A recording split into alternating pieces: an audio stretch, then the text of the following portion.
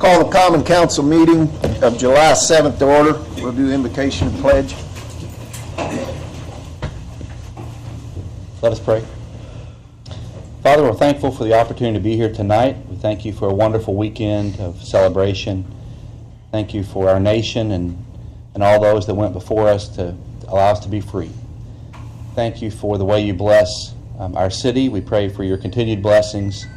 Also pray for the families and children in our city that need help. We pray for our meeting tonight. Help us to make good choices, good decisions, and to promote what's best for Jeffersonville.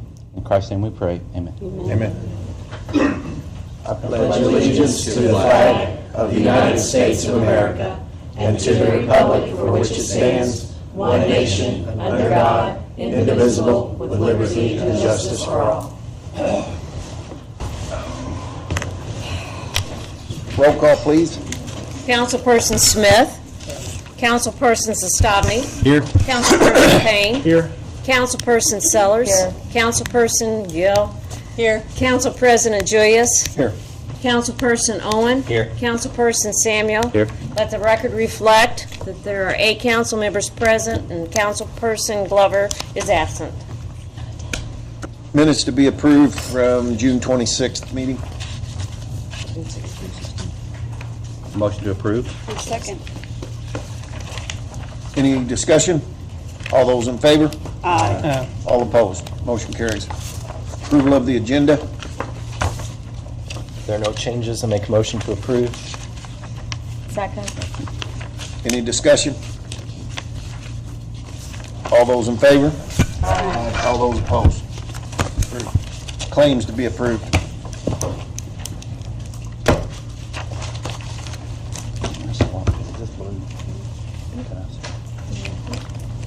I did have one hand-carried claim that Paul had sent out to everyone earlier today for $3,000.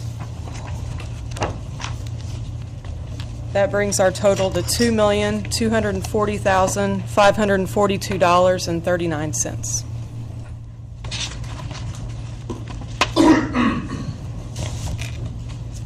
If there are no comments, I'll make a motion to approve as amended. Second. I have a comment. Under the mayor's thing about the movies, they weren't, the Sounds Unlimited and the parks, it was divided up last time so we could tell which movies the cost went for. This time it was not. Could you just make sure that the cost for that movie comes out of his promotion fund for the Sounds Unlimited? Yes. Thank you. Did we have a second? Yes. Any other discussion? All those in favor? Aye. All those opposed? Motion carries.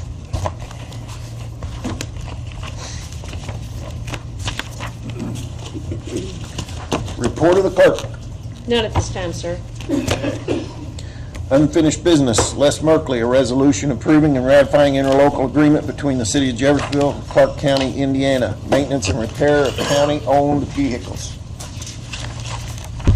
This has been tabled 2 or 3 times. This is basically an agreement that we have not had with the county in the past, although we have been doing the work for the county, for the various departments and agencies, vehicle maintenance work. I think Bubby Vissing is here if you have any questions.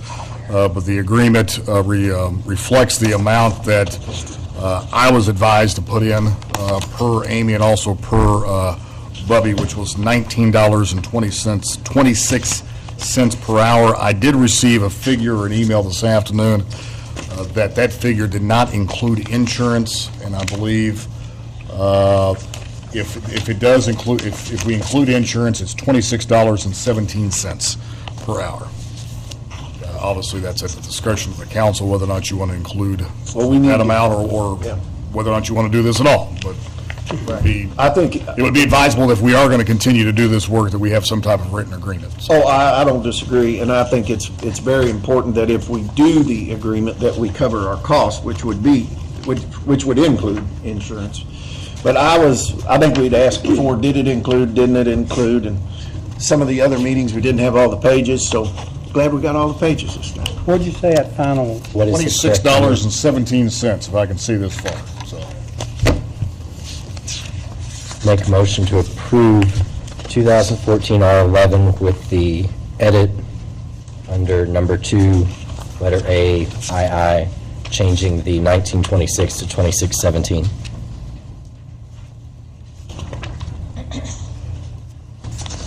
Second. Any other discussion? I was going to say, I'm not going to support this resolution. I don't think it's to the benefit of the city taxpayers for us to have city resources go towards the county. Now, I know we're going to put a dollar amount here, but the dollar amount always changes. We're also competing against, private entities in some respects. So I'd rather, not have this in place. I don't mind having something in place in case of an emergency and there is no resources available to help the county out. I don't want to not help the county out, but I don't think for us to do work on a regular basis and to establish a rate is to the benefit for the city of Jeffersonville. So I seconded this because I wanted to vote for it one way or the other, but I'll be voting against it as well because I don't want to compete with private companies. Just a thought, and we've talked about this before, I think our shop is about, 5 or 6 years old. It's a fairly new shop, and that shop was built to handle the city of Jeffersonville's fleet. And I'm there a lot. I don't know if a lot of you are there a lot, but if you're familiar with the property itself and the parking and the storage and the facility, you'll see that most of the time it's pretty crowded, it's pretty full, there's a lot of activity going on. Expanding that into the county, I think, is going to hinder what benefits the city of Jeffersonville employees and the taxpayer. Now, every time this is brought up, I have asked. When we started out, I don't remember what the dollar amount was, but now it was $19 and something, and now we're finding out it's 26. See, I think 26 is getting closer to the actual costs. But keep in mind that doesn't include utilities. There's a lot of things it doesn't include. I mean, that's still a bargain. And a lot of these automobiles are getting repaired by a lot of local vendors in the private sector, and I agree with that. So I won't be voting for this for that reason. And another point, too, is you have to remember is, I know you hear a lot about the county and their financial situation. However, the county has the power to mandate. And anything that has to do with the court system or the jail, they can mandate them dollars, and they do mandate them dollars. So realistically, when their budget reaches a certain point, if they don't have enough money, they mandate money, and they can go above and beyond that. That money comes from us. So with us being the largest entity in the county, when they mandate that dollars, if it's $7 million, the taxpayer of Jeffersonville is going to be paying a hunk of that. And I don't know what that number will be yet, but all that affects the taxpayers, and I think I'm more interested in protecting what we have, just for them reasons. So that's why I will not be voting for it. Well, On that subject, I'm sorry, Connie.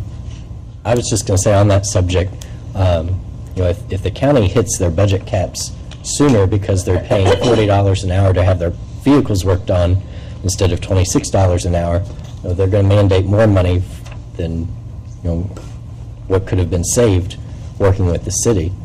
I had one private business owner contact me through email. I think he contacted a couple others and said he really didn't support this. He didn't appreciate the competition. And when I got back with him, I said, this is something that's not new. This is something that's been going on for quite some time. And I would agree that we shouldn't compete with private business. However, working with another municipal or another government entity to save tax dollars, on their end and in the long term on our end also, makes sense to me. I would be against us opening our shop to, private citizens. I don't think anybody ever wants to see that. But as far as working with the county as we've done in the past, I don't see an issue there. I think Ed made a point too. If it would be emergency, I don't have a problem with something like that. But this is a day-to-day maintenance. Even if it's not an emergency, I think our vehicles take priority over anything from the county. So if they're working on the county vehicles, then my understanding is that there's nothing else for them to do. And I'd rather see our guys working on. I'm sorry? What was that comment? It's my understanding that our vehicles take priority. Okay. And if they're county vehicles being worked on, then that means that there are no city vehicles which need service. And they have nothing to do. And if that's the case, then, We're overstaffed. no, that's not what I said. That's not what I said. I'm And saying just to clarify, I mean, if we can, go ahead. you know, this has been going on for quite some time. Right. This is nothing new. This was done, this has not been started under this administration. I think it's been Right. going on for 2 or 3 administrations. It was just brought to our attention. I think it was, Dennis even pointed out at a workshop that we did not have anything in writing. And I think Scott and I agreed that if we're going to be doing this work, that we have something in writing with the county, so we have that in effect.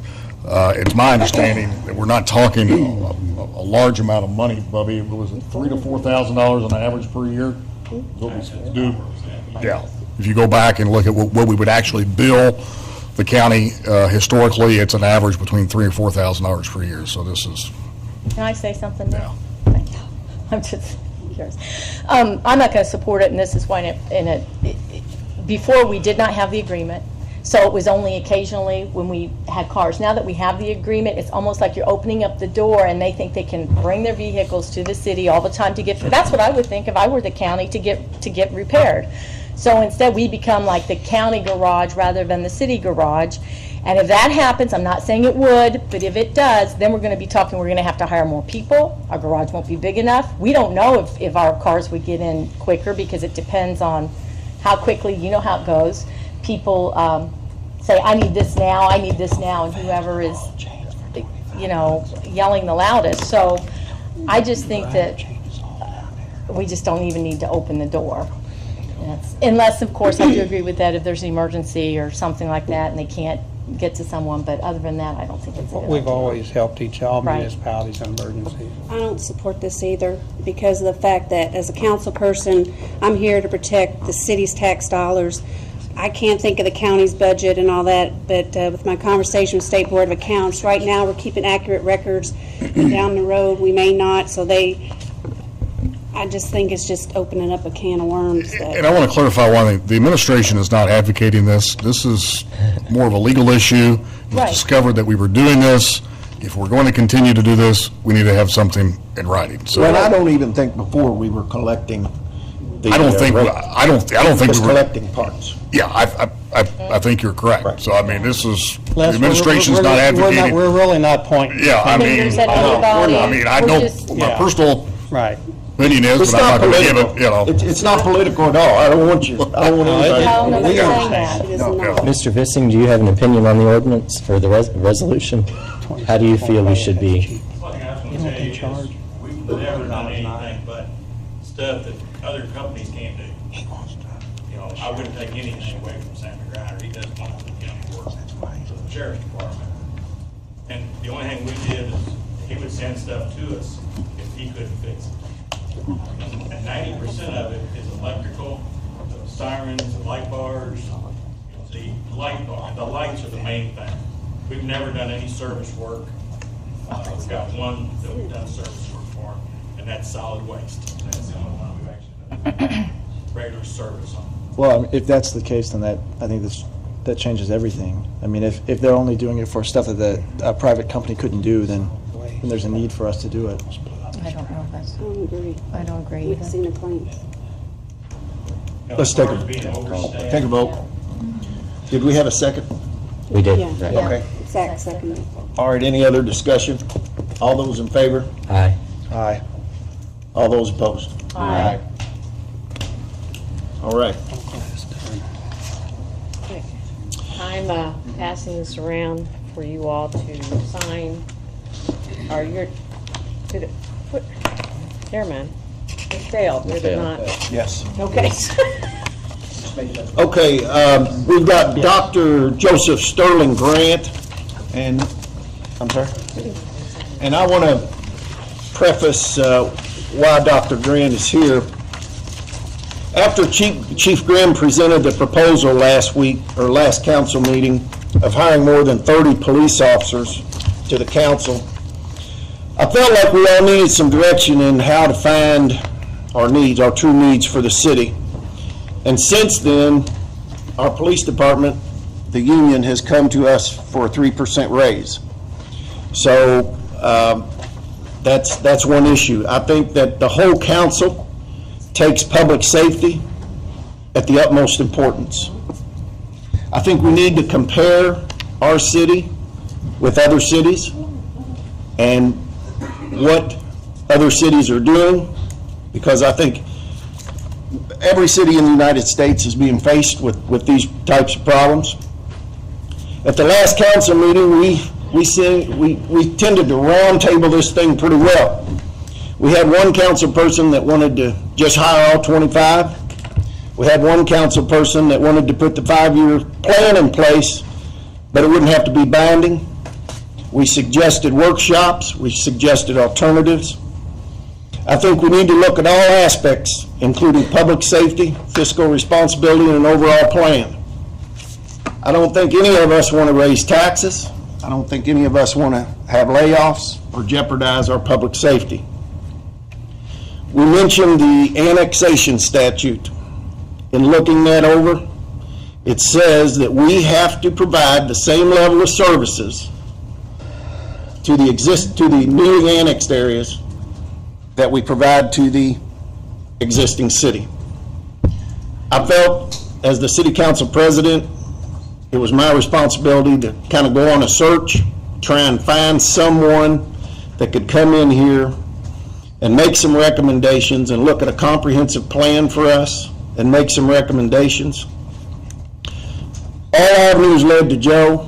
I did talk to That was a bad road. Bad road. I did have a couple of council people meet Joe, talk to Joe. Joe kind of gave a few of us just a snapshot of how he would address this problem. And I think Joe is here to give us what he can bring to the table and see if it's something for us. Thanks, Joe. Yes, thank you. I think every community has an issue with public safety, and as much of the issue of public safety is how do you staff the individuals who are responsible, primarily responsible for providing protection of a community.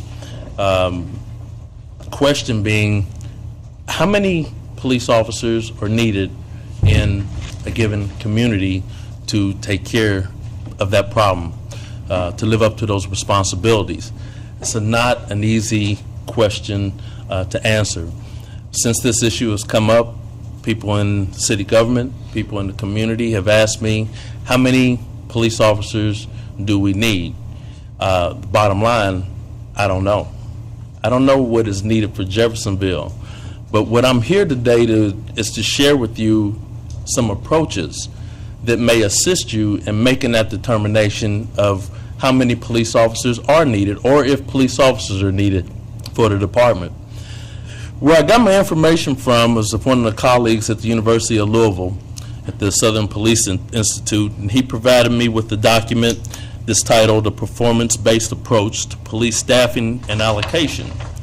And he uses this in the training over at SPI, which trains executive police officers throughout the nation and the world, to give them a base as to how they should go about making a determination as to how many police officers are needed in a given community. Each community is different. Each community has its own set of standards, responsibilities, expectations from the public. So it's difficult to simply say, how many police officers, what's the size of our city, and, go on that. I'll talk about that in just a minute. The main thing that SPI looks at is trying to not only balance their responsibility of managing crime, but everybody has a budget. You have to do it within a certain amount of dollars. So how do we figure out how many police officers are needed? In this study, conducted by Michigan State University, it identifies 4 different common approaches to how you go about determining the question that we have at hand. Again, how many police officers do we need? Again, there's no one set way. They looked at several agencies. Some as large as New York, some smaller than the city of Jeffersonville, so they cover the gamut to look and see how these individuals made a determination of how many officers they had. They also, at the end, came up with a conclusion as what would be the best way to try to make this determination. There's 4 of them, and I'll go through them briefly. And what I'll do so that you'll have this information, because I'm just giving you the nuts and bolts of it, don't want to go into any great detail. Anyone who wants to look it up online, they can pull it up online, and I will provide Ms. Collin with the PDF so that she can email all of you a copy of it so you can have a look at it. But in the nuts and bolts of the whole thing is that there's 4 different types of approaches. One is a minimum staffing approach. The other one is a per capita approach. The other one is the next one is a authorized level approach, and then there's a workload based approach to making this determination. I'm going to kind of give you again just the advantages and disadvantages of each and move right along. The first one is the minimum staffing approach. The advantage: police supervisors, command staff estimate a sufficient number of patrol officers that must be deployed at any given time to maintain officer safety and provide an adequate level of protection to the community. That's a good thing in that the police administrators have a responsibility or are expected to make this determination. We would think that these individuals know what's going on and would be able to make an appropriate recommendation. The problem with this is that there's no objective standards. It doesn't base anything on what the officers are actually doing, okay? So you're just, again, kind of how many you think we need to fill these positions, and that's it. The second approach, which is the one that everybody has been talking about, is the per capita approach. The advantage of that is the simplicity. All you have to do is look at the census, see how many people you have in your community, look at the ratio, and that gives you the number of how many officers you need in a given community. The problem with that is, again, it does not address what officers are actually doing, at service, calls to service, and things of that nature. So it's kind of also, which is indicated in the study, it's kind of a benchmark that really nobody actually agrees on. It's been kind of the standard that existed for so long, and that's it. So there's no real objectivity to that approach. The third approach is the authorized level approach. Advantage is that it's based on the budget. How many officers can we afford to have? Once again, you know, that being a part of your responsibility of being able to provide those and having the money to do so, that's a good thing. The bad thing, the disadvantage of that is, once again, you know, it's subjective. It does not go into what jobs the police officers are doing, what they're actually doing on the street, and do you need additional officers? The study points at being the preferred method, the workload-based approach. The advantage of this is that it's more comprehensive, and it tends to determine the appropriate workforce level considering actual police work. In other words, it looks at what the officer's doing, breaks their times down, and just gets complicated, which is the disadvantage. It's complicated in doing that. But I think that if you want to be fiscally responsible and at the same time manage crime, providing enough service to the community, that this would be the preferred approach to take. Now, I think it's important that I say that the reason why that I was asked here, because my years on the police department, served 14 years here at Jeffersonville, served my last 10 years in Louisville Metro. During that time, I was able to go through school and finish and get my PhD in urban and public affairs. So I have a little bit of knowledge and understanding, you know, of this topic. And the reason why that I bring that up is simply because I think it's important that people understand, the council, all of the council knows or understands why I'm here. I have no vested interest, no ulterior motives, other than to provide you with the necessary information to make the decision that's going to best serve the city of Jeffersonville. Based on the study and based on what I believe that the workload approach is the best approach. But when you look through there, through the study, you will see that there's departments of various sizes that use a combination or one or other of these four approaches. So the bottom line is up to you to make the determination how you want to go about making the decision on figuring out how many police officers are needed, if police officers are needed, and go from there. Thank you. One of the things that I liked about Joe's approach was that we have neighborhood associations. And one of the things Joe wanted to try and do is get into the neighborhood associations and talk with the neighborhoods and find out what their concerns and need, well, you know, what they felt like their needs were, and whether they were being met now or what they felt like they would need. So I asked Joe to come in, make his presentation. Hopefully we have some questions for him and move forward. So is there going to be another step? Is he going to do some research and come up with some ideas as far as the approach, the best approach?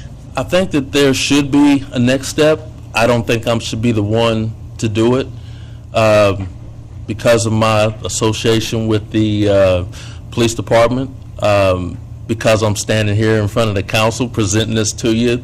I think that would create conflict unnecessarily. There's going to be enough as it is when you're dealing with this type of issue. Right. I think to make things smoother, more acceptable, not only to the council, the mayor, the police department, I think it needs to be an outside agency that comes in and do this.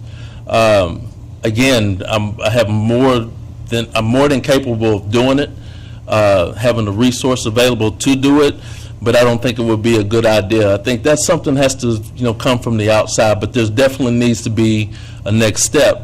And to go along with that, I think it's important because this whole issue can get extremely complicated. You talk about crime, start fear of crime, the police officers stop crime, all this comes into the mix and it gets absolutely complicated. There needs to be an education process where that the people, as you mentioned, in the community need to know Right. exactly what is taking place, what the police department can and cannot do, because they can't do everything. Right. So there's a responsibility that of educating the public on this matter. I wasn't here for the last council meeting when this was discussed, but I heard and I read, about the need for more officers and that would make our citizens more safe and that our crime rate would go down. And then I went online, I looked, and I was trying, and I went to a lot of different sources. I don't know, can't believe everything you see and read on the internet, but the number of studies I saw said there really was not a correlation between officers and crime rates. Is there? I mean, if you have more officers, does crime rate go down? Is there a direct correlation between that? Not necessarily.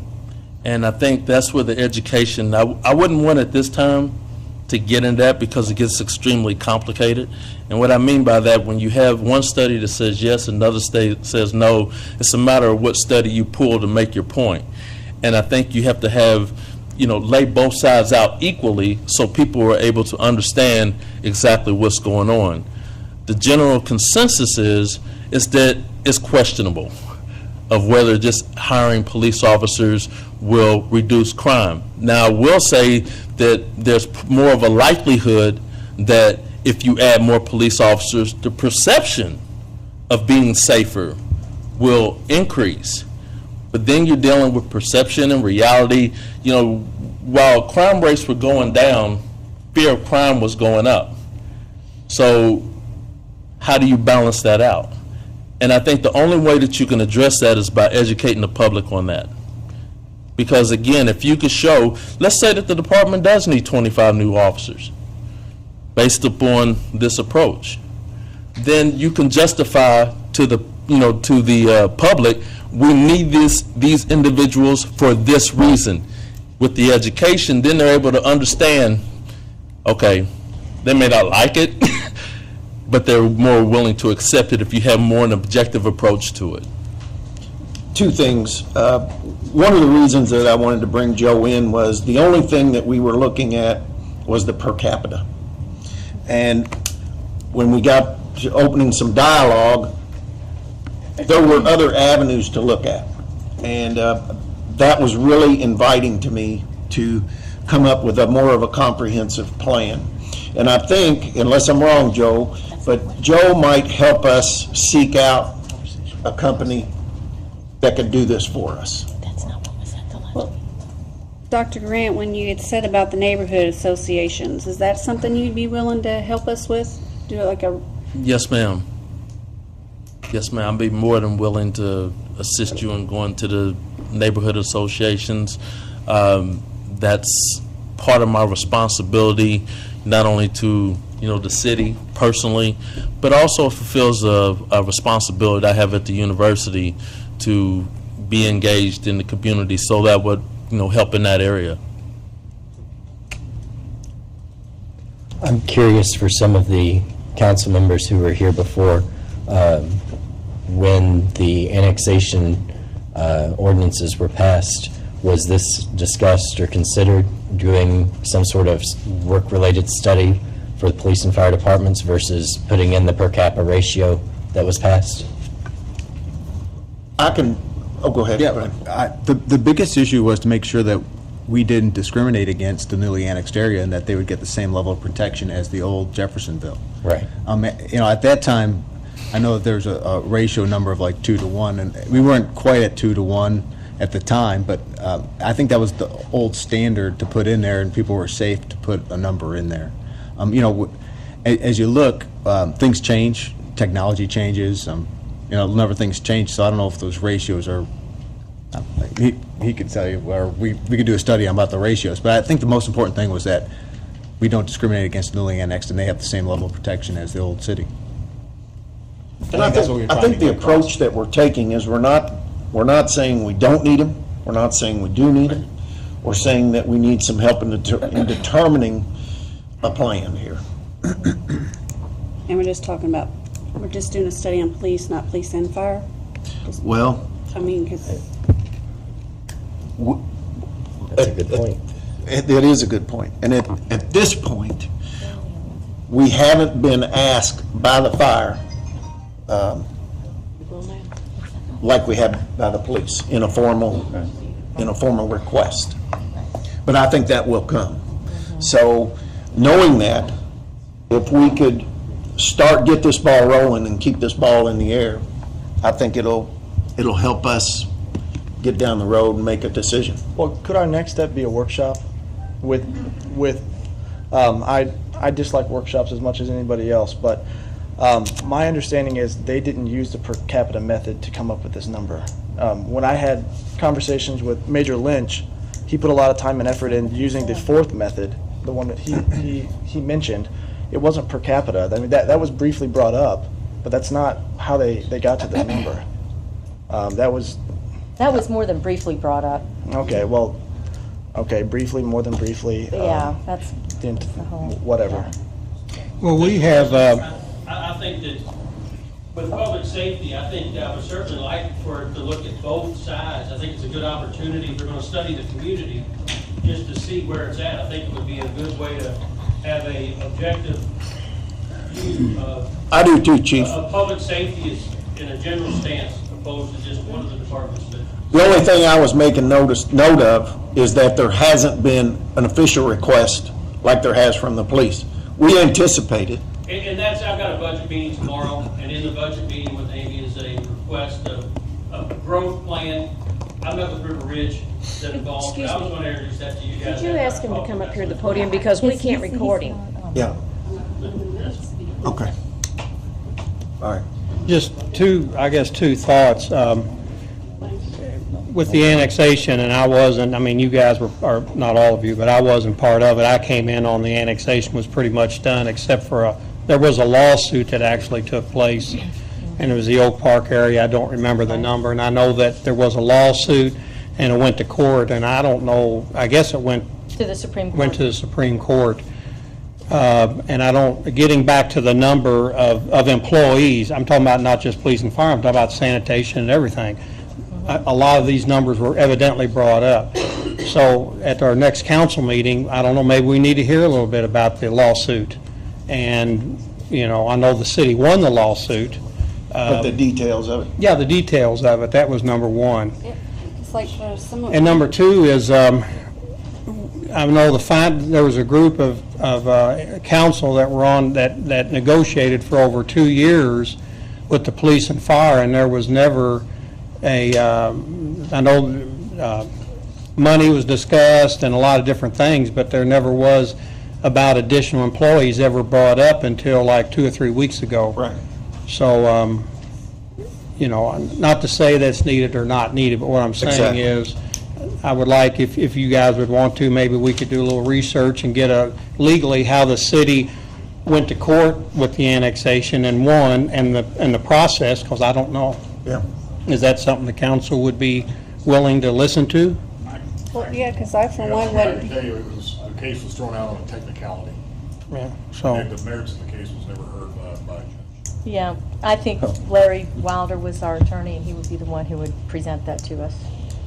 So, See, I was out of town, and I was surprised that this subject was, you know, so important and was being discussed, because before I left to go out of town, I hadn't heard that we had major deficiencies or response times were terrible, or that, you know, that somehow safety was lacking in Jeffersonville. And then all of a sudden, you know, I'm getting phone calls and texts saying, you know, this is an important need, and we need all the, you know, need additional police officers, and fire department's going to need some more firefighters. I was surprised. I don't know what, I still don't understand what's lacking. I mean, I understand we can look at ratios, and maybe we're below an old ratio that used to be out there, or maybe a national ratio that's out there, but I don't understand what the new officers would do, or where we're lacking in service or response times, or, it kind of goes back to what Dr. Grant's mentioning, is what's the job going to be, what are those officers going to be doing, and how are they going to improve safety, or what's lacking, that what aspect of safety needs to be improved. So I haven't heard that yet. So what do you think our next step is? Well, if Dr. Grant is willing to set in on a workshop with us, we could head in a direction and try and see if the council's unified in searching a company out to help us with this decision. Well, I also like the idea of going to the neighborhoods, because I'm sorry, I feel like we've been put in this box. It was, I mean, we heard it first in the media. I didn't hear it. It was brought to us. I don't want it to be pointed at us to saying that, you know, we didn't do the right thing, Annex, you got to do this now. I don't want it to be where we're put in this box where then we're labeled as, you don't hire them, then we're not for public safety. How many do we hire? I like the idea of doing our due diligence I think and getting the accurate information. Ed, to your point, at the last council meeting when we had this long discussion, we talked about having a workshop then to kind of get into the weeds of the issue and sit down with Chief Grimm and go over, you know, what the needs were. I don't think that's been scheduled. Well, you had a couple of people that didn't want to have a workshop. Well, we didn't see the point. We had the numbers in front of us, and you know, the numbers, the controller said that we could afford the proposed, you know, plan, 5-year plan, without a tax increase, and you know, everybody screamed workshop, workshop. So I think it's a little deeper than that, Matt. I think that we didn't have, we've been virtually told that the fire department's going to come in and ask for the same thing. So if you look at the compounding numbers and you look at what our budget is, and we're spending 80% of our budget on public safety now, and I think our police department payroll budget number is $5 million. I don't know. And Amy. And if we add 30% to that, that's a big number. And then if you look at fire department and you do the same thing, I think it may take 5 years for it to catch up with us, but you're going to be cutting services, you're going to be laying off, you're going to be doing some other things. The only thing that I think we need to do is look at an overall plan and a long-term plan and see where this gets us in 5 to 10 years, not next year or 2 years down the road. Because some of us will not be on the council. Some of us may be on the county council. I know we have one person running for county. So, you know, and he was the one voting to hire the police. So, Because his constituents in the 6th district were promised those police officers. Yes. I'll make one last No, comment. it's almost the same as what the city had, which is I what think to they- bring this full circle and back to where I think we need to be at, is that there's nobody here that is not concerned about making Jeffersonville a safe place to live. The issue is, and you can argue all day and all night, yes, you need this, or no, you don't need it. But until you have something that says, yes, we do, or no, we don't, then all you're doing is just picking numbers and, you know, to staff. And that is not the fiscally smart way of doing it. I mean, as public servants, we have a responsibility to be accountable to the public. This approach is not saying yes you do or no you don't. It's saying just giving you some ideas of what to look at so that you can make that decision. And something that needs to be included in that process, that community meeting, is the chief of police. sure. I mean, has to be, you know, a joint effort to work through this, you know, process. So I'm willing to assist you in any way that I can, and I will provide the information from here to you, and you can, you know, email it out to the council. And again, anybody who wants a copy, all you have to do is go online and look up the title, and it'll come right up as a PDF. Thank you. One more comment. It's great to see that we have more resources than we used to. I mean, it looks like property taxes have gone up and our percentage of CAGIT has gone up, so we do have additional money to do something with. But I think we need to look at what are the city priorities. Just because we can afford more police officers doesn't mean we should hire more police officers. I mean, there's other projects. I know planning and zoning would like to have a person. I know the streets are, you know, beat up from a tough winter.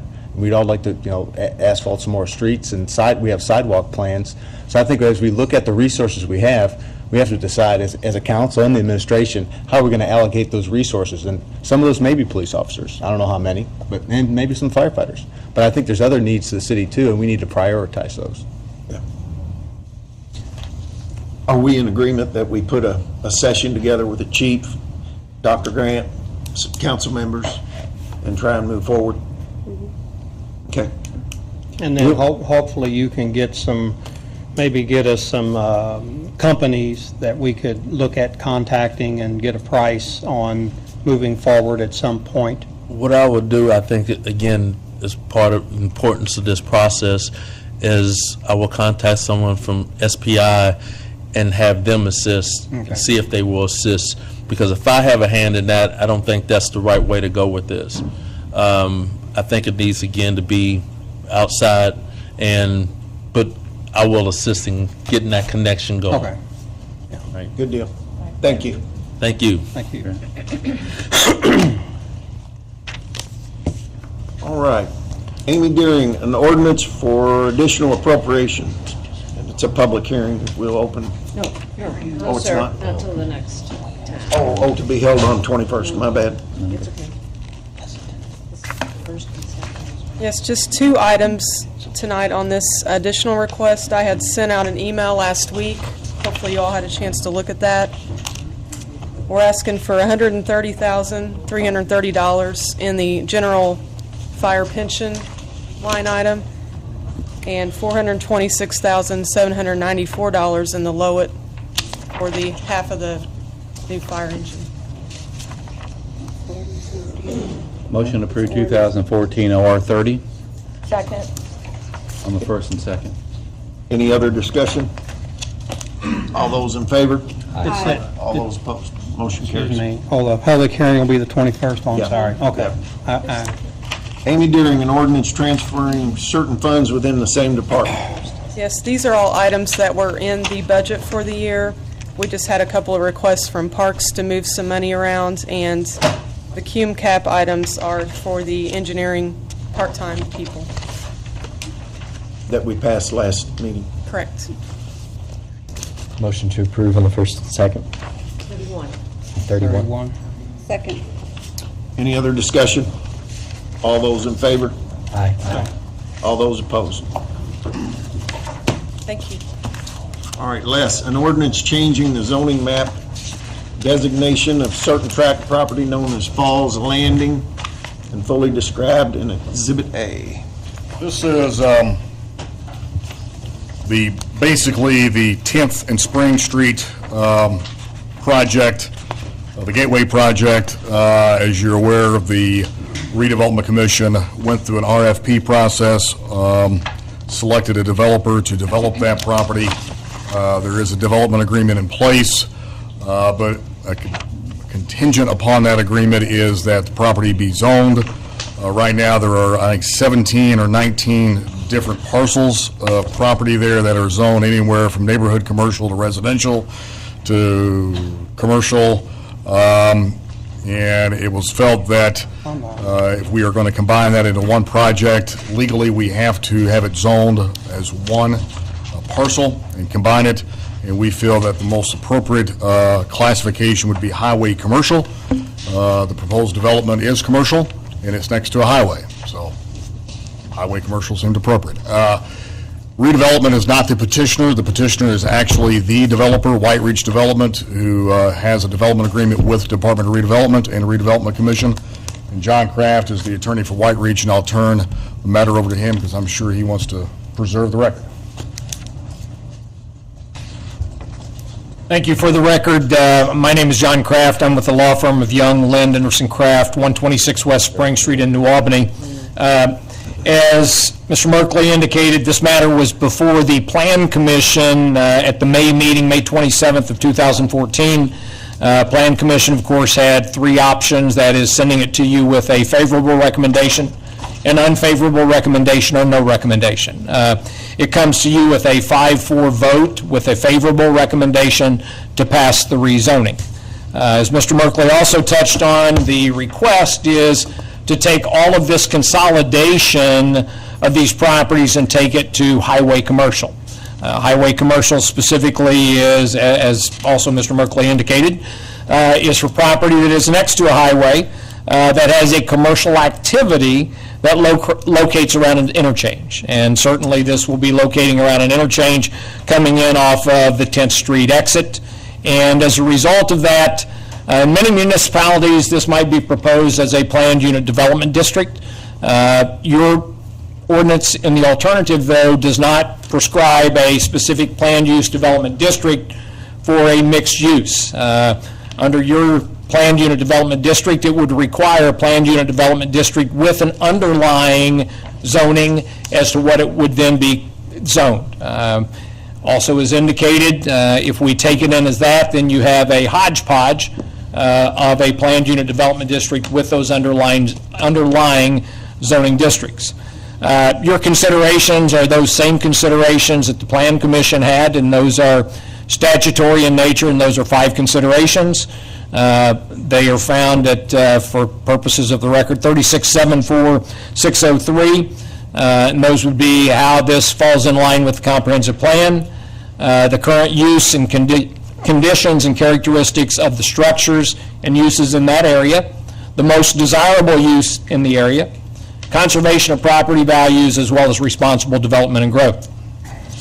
When we look at this, as indicated, this is carrying out the terms of a written agreement, which is a purchase agreement, also referred to as a development agreement between White Reach Development, which is actually W.R. Falls Landing LLC, and the City of Jeffersonville through its redevelopment department. Under the terms of that agreement, It specifically prescribes what the developer is to do on that property, what those uses are likewise to be, and ultimately what the minimum investment of this group is to be on that real estate. The minimum investment for the development of this property is $24 million. So it's throwing that development into the city of Jeffersonville. One of the things, of course, that comes to you as a unique characteristic of this rezoning request is the city of Jeffersonville, through its redevelopment commission, is a party in the sense that it currently owns the real estate. And statutorily, it, of course, has an obligation as to what it carries out with respect to its duties, its responsibilities as to real estate it owns. With respect to that, part of that tends to be that entering into agreements that best serves the community from the standpoint of both human and economic welfare.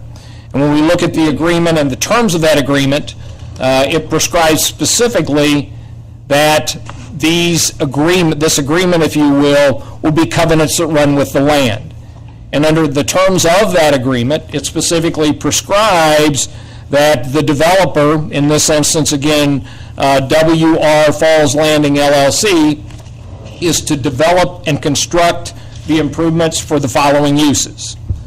And those uses specifically set out in that written agreement between the redevelopment department and the developer would be to construct one full-service sit-down restaurant, which is part of a national chain. The examples used within the terms of that agreement are Cracker Barrel, Zaxby's, etc. Likewise, under the terms of 4.1 of that agreement, it also requires the developer to develop 3 fast food restaurants, which are part of a nationally recognized chain. Once again, the examples that are used within that would be McDonald's, Taco Bell, again, etc. comes into being. Likewise, one of the other requirements within the terms of this request would be to develop 1 or more hotels operating under a nationally recognized hotel flag. The examples used would be Drury Inn and Suites, Marriott Residence Inns, as well as etc. again. I will tell you that the commitment at this point in time is not from either one of those, but a very well-known nationally recognized chain that has a commitment to build that 250 hotel room structure within this development. And then the last item contained within that is to bring all of this together in one development by virtue of interconnected pedestrian walkways. These, again, are covenants that run with the land, so it's not as if they enter into this agreement, you obtain the rezoning or grant the rezoning request before you, that those uses can change, because under the terms of that written agreement, covenants that run with the land will run not only to this developer, but with future developer, and it allows the developer to carry out the terms of that development agreement, something that it relied upon when it entered into the project as to what it desired to develop. The other item that we set out to the Plan Commission, and I think it is an important part of this, the Highway Commercial District allows also for, as permitted uses as a matter of right, would be auto sales, services, auto body shop repair, all of those types of things that likewise tend to go hand in hand with highway commercial. As presented to the Plan Commission on May 27th, the developer has agreed to take those uses through the form of written commitments within the zoning ordinance that would alleviate the auto services from the plan. Uses that would normally be there as a matter of right, the developer is agreeable to enter into written commitments to take those uses out. And certainly from that standpoint, those would be part of the ordinance as well. Part of the development team, if you will, is Josh Hillman with Jacoby Toombs and Lance. He likewise has a drawing, and you may have this as part of your package, that went to the Plan Commission. It is also part of the development agreement as to the manner in which this development must take hold. Currently, the developer, as well as the redevelopment department, is under a timing piece as it relates to the due diligence and how it moves forward. We, of course, were on the agenda for the June meeting due to some of the issues with respect to the interceptor and the sewer department. I believe those issues, if I'm not mistaken, have been addressed. We're here this evening to ask that this pass, that you ultimately adopt the rezoning ordinance, adopting this property as highway commercial. I'll call on Josh to just very quickly touch on the development itself.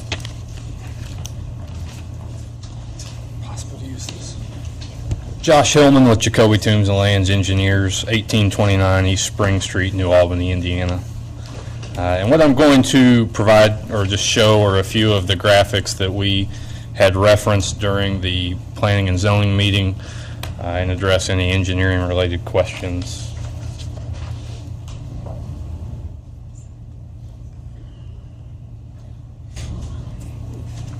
That's all right, that's fine. Yeah, and I guess it looks like the colors are a little faded out, but what you see here is this is one of the larger existing parcels that was there. This is the existing HC zoned property. The two in purple here are the other tracts of land that are more than 2 tracts of land, like 17 other tracts of land total. But that's what we are proposing for rezoning. This here being 10th Street, this being the I-65 ramp. You've got 9th Street and Indiana Avenue. Other graphics just to kind of give an idea of what's going on with redevelopment. The being washed out, but the areas that you do see here inside the dashed lines are road improvement projects that redevelopment is looking to do in this area, with a signalized intersection right there. Sidewalk, curb and gutter improvements that will go along with the development. As Mr. Kraft referenced, the Interceptor project, that's really washed out as well, but you'll see where it was proposed as a part of the Interceptor project. Redevelopment before transfer of the land is granting easement and right-of-way for the sewer interceptor so that there's no issue later on that the city would have to go and acquire this easement or right-of-way from the developer for any financial amount. So, be glad to address any questions whenever that time arises. Thank you.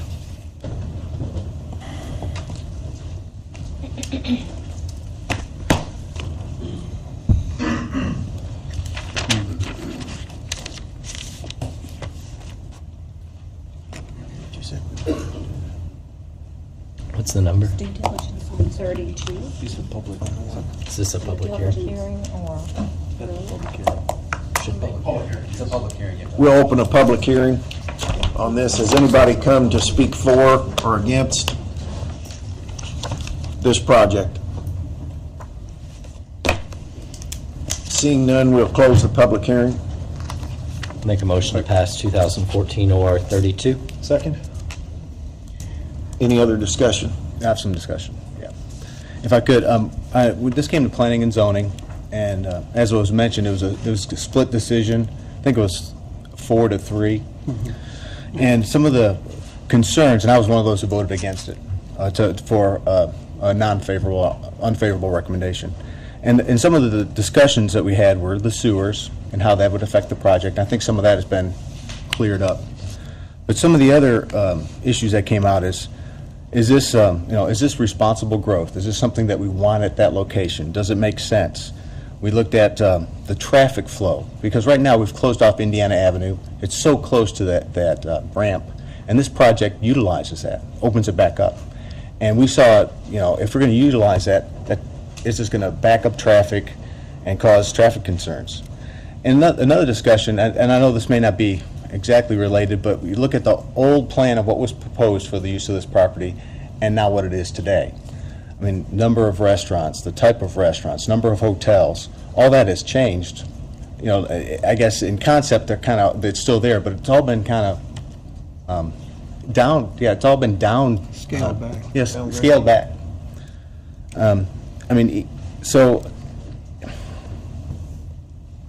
as I look, I want that area to be developed. It's me personally. I think it makes sense for us to want to develop it, but to change the zoning, I don't think would be responsible because of the traffic that would be caused as a result of the development that's being proposed today. So with that, I plan on voting no. Did you say that Indiana Avenue is going to be reopened? Is that at the intersection of 10th and Spring? Well, Comes at an angle. It's that, yeah. It comes into that intersection, though, right? You know, That where would be the, reopened. By the tire store. Right, and just even the overall number of, when I look at that spot and having the all the drive-through restaurants, and what I see is a bunch of people driving through town, pulling off, buying a Happy Meal, getting on the highway, and leaving. And when we first talked about this project, we talked about 2 hotels, people that would stick around for a little while, more sit-down restaurants, people who might actually say, hey, what's going on? I hear there's a River Stage, I hear there's a downtown, it's just a couple blocks up the road. I don't think with this development you get that kind of multiplication of dollars and increasing the economy with some of these projects. I don't know, and you may know this, Les, what did we sell that property for, do we know? The agreement was $580,000, which was the money we had in this. The commission. Scott, have you done your due diligence in looking over the, Yeah, I looked at it. I guess one question I have, that I was... Could you step up to the mic? Was, as far as the developer, I know White Reach or this LLC, but I know I also saw that somehow this FDA1 LLC, Mike Fulkerson, that's just construction.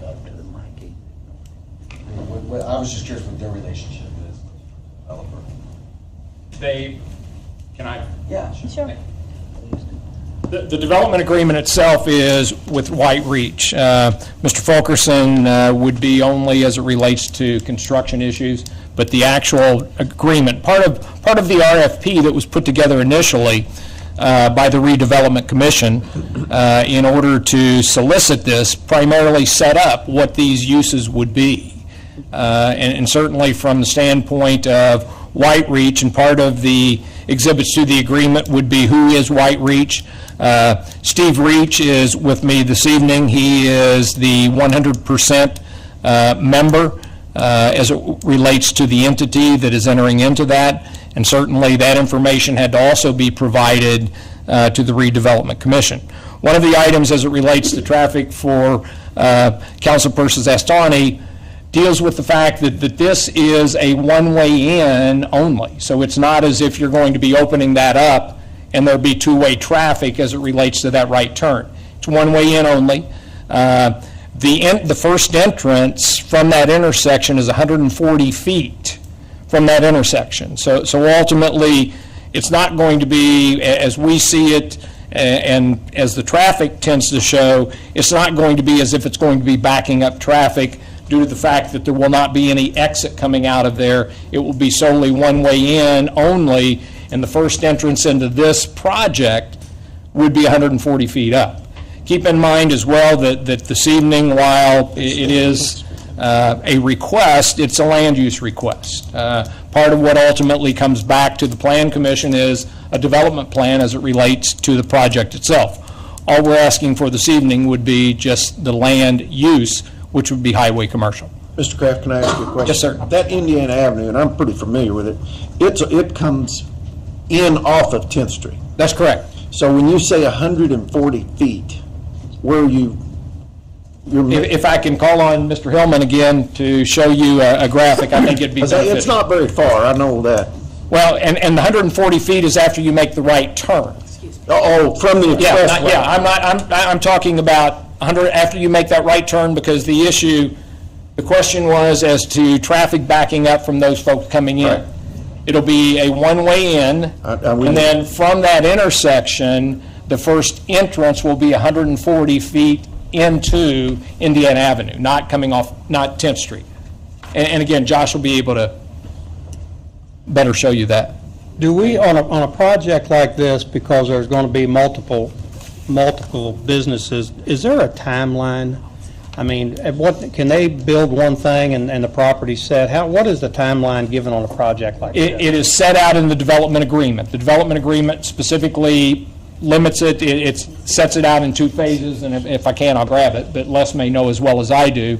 But it sets it out as to the completion of this within a specified period of time. Those, again, being enforceable terms through the redevelopment commission, because that's part of the contract. Okay. What you'll see here is just a rough scaled measurement, this being 10th Street, this being Indiana Avenue right here, 140 feet from there to the first potential turn-in for the project. And it should be noted that Indiana Avenue has never officially been closed or vacated. The road is still there. It was just barricades put up by a previous administration. We've had discussions with NDOT about the entrance coming into Indiana Avenue. NDOT has verbally committed and agreed that this is an acceptable entrance into Indiana Avenue to remain open for the development. So where's the exit? The exit, you are able to turn right onto Indiana Avenue to exit to go towards 9th Street, but you're not able to turn left like you're going back towards the signal at 10th and Spring. So how congested is that going to be if we have 3? There's also another exit that's onto 9th Street, crossing over the, crossing onto 9th Street. Oh, yeah. No. Oh, that's, There's an exit right here as a part of the development. There's an exit right there. So there's multiple exits. If it's a congested exit, the traffic can come down to 9th Street and then go out through the signalized intersection that's going to be here as a part of 9th and Spring. This there's is, 2 exits? You said there's multiple, and then you pointed well, at one over here and one over. As a part of the zoning request, the engineering construction plans are not complete, and that's something that would be a part of the development plan process and submittal. Right now, questions you're asking would be addressed at development. right now, there is one shown on 9th Street and one shown on Indiana Avenue.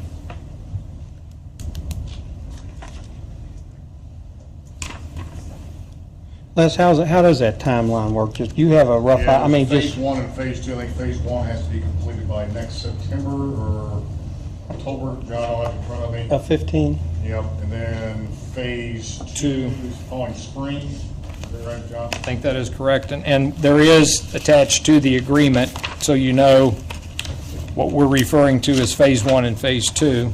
Spring. Would that be spring of 16? Okay. And again, I'm just. Okay, that's fine. I just, some of these projects, we do all this and then they set. Josh, can I ask a question? Yes, sir. How does it work if you're coming, I don't know, the south or west on 10th, heading out of town? You're in the left lane. Like towards the expressway? Yes, you're in the left lane, you're wanting to go to fast food. Yeah. And the cars are coming at you. You don't know if they're going to turn on Spring or on Indiana. And you got to go across Spring and hit Indiana. You know what I'm saying? Well, there's a turn signal there that allows the left turn only in each direction, whether you're coming from 65 or towards 65. Right. And that left turn would serve the same as it does now. You'd just be able to turn onto Indiana or onto Spring, but those are the only motions that are allowed at that time as a left turn. So it would operate the same without providing any conflict. Is there going to be a turn Thank lane you. put on 10th Street? Because that's going to back up traffic on people waiting. There's an existing turn lane on 10th Street in each to get direction. into Indiana. It would serve the same as turning left onto Spring or Indiana, because there's not going to be oncoming traffic coming back Probably Indiana be no turn towards there. 10th and Spring. They would turn on it. So the turn lanes that are there now would serve the same purpose that they do. You know, when you look at that entrance onto the highway, a lot of people take 10th Street to go to work, and now you have put 3 fast food restaurants right there in the corner, and people have to make left-hand turns to get to it if you live in the city. So I mean, there's traffic going both ways. I mean, I don't know. I just don't see a benefit. I see a traffic jam, and a lot of, I don't know, I just don't see that there'd be a big benefit with that. Now, I understand that, the original plan had maybe 1 or 2, but now we have 3. We had 2 hotels, we had more people spending time here, there was more sit-down restaurants, more people spending money here. This is also in a TIF district, so even though they make an investment, it's going to go to redevelopment, the property taxes. So really what we will get as a city, until the sunset clause happens, we will get a percentage of the income tax through the county. And That's what we get. I think you got a valid point, Ed, but I think that's probably a discussion for the development plan. I mean, we can pass the rezoning for the use of the property and come back and say we need to tweak the development plan, to alter how many fast food restaurants are there, if that's what we need to do. Oh, that rarely works. We've done that before, and it rarely works. What do you mean it rarely works? If we don't pass the development plan, they can't develop. Well, we get outvoted. Yeah, really. If I may also just, the question was asked on the timeline, and I do have the agreement in front of me, just to touch on that a moment, because I know the question was raised. Construction of the project is to begin 30 days of the closing. Substantially complete that portion of the project designated as Phase 1, which again you see there on the board, in accordance with project plans on or before March 1 of 2015. Substantially complete the portion of the project designated as Phase 2 on the site plan, in accordance with project plans on or before November 1, 2015. So again, that gives you an idea with respect to it. I think the question was asked, are they going to start and then all of a sudden stop? Once again, under the terms of the development agreement, that sets out that schedule. Could you repeat that, please? I'm sorry? I got March, Phase 1 is March? March of 2015, I'm sorry. Okay, that's Mr. fine. Smith, yeah. I March was 1, writing it down. 2015. Is for the and- completion? That's correct. Completion. Completion. Okay. Substantially complete the portion of the project designated as Phase 1 on the site plan as updated under Section 4.2. Okay. Which again, you go to 4.2 to deal with those time limitations, as well as substantially complete Phase 2 on or before November 1, 2015. And again, that's in accordance with that agreement. And because substantially is, what does that mean? How much of the project? Is there a percentage in the contract that means substantial? Because that might mean something different to redevelopment as it does to the developer. No, specifically, I'm just reading to you directly from the agreement. The agreement specifically, the commission is entering into this agreement based upon compliance with the following conditions, and that sets out construct the project in accordance with the project requirements, which again are those that I indicated to you earlier. Shall begin construction of the project within 30 days of closing, and substantially complete the portion of the project designated as Phase 1, March 1, 2015, Phase 2, November 1, 2015. Mr. Merkley, as the redevelopment director, what does substantially mean to you? Substantially complete would be, it is framed, it is ready to go. Does that need to be in the contract? So that there's a meeting of the minds? I think if I may, I think the contract's been entered into, and of course, these were the elements specifically set out in the contract that my client relied upon entering into the contract, and understanding that there are reversionary rights that are contained within the deed. So again, looking at the reversionary rights and the legal rights that are... This is this is not just an agreement that my office drafted. We brought in probably the best law firm in the state of Indiana, these type of dealings. Ice Miller worked with us, helped drafting this agreement, negotiating the agreement. It is a very tight agreement. Obviously, we can't ensure that this development is going to happen. No one can. But I think this agreement provides the city and the commission the greatest protection that we could legally to ensure that we don't lose control of the property, and that what is being proposed is built in the time of the plan. But again, I would stress the only issue before the council is whether or not highway commercial delivery use for the property presented. I know that traffic concerns are a real issue, but I can't see turning businesses away from a developer because of traffic concerns. When you look at a place like St. Matthews, if you want to go to St. Matthews Mall, you get off the interstate, it takes you a minute to get there. There's a lot of cars, you have to cut over a few lanes, but, I mean, that's an issue that we can deal with later on. Maybe we don't open up Indiana Avenue. Maybe there's a, maybe you have to go down 10th Street and cut west to get to it.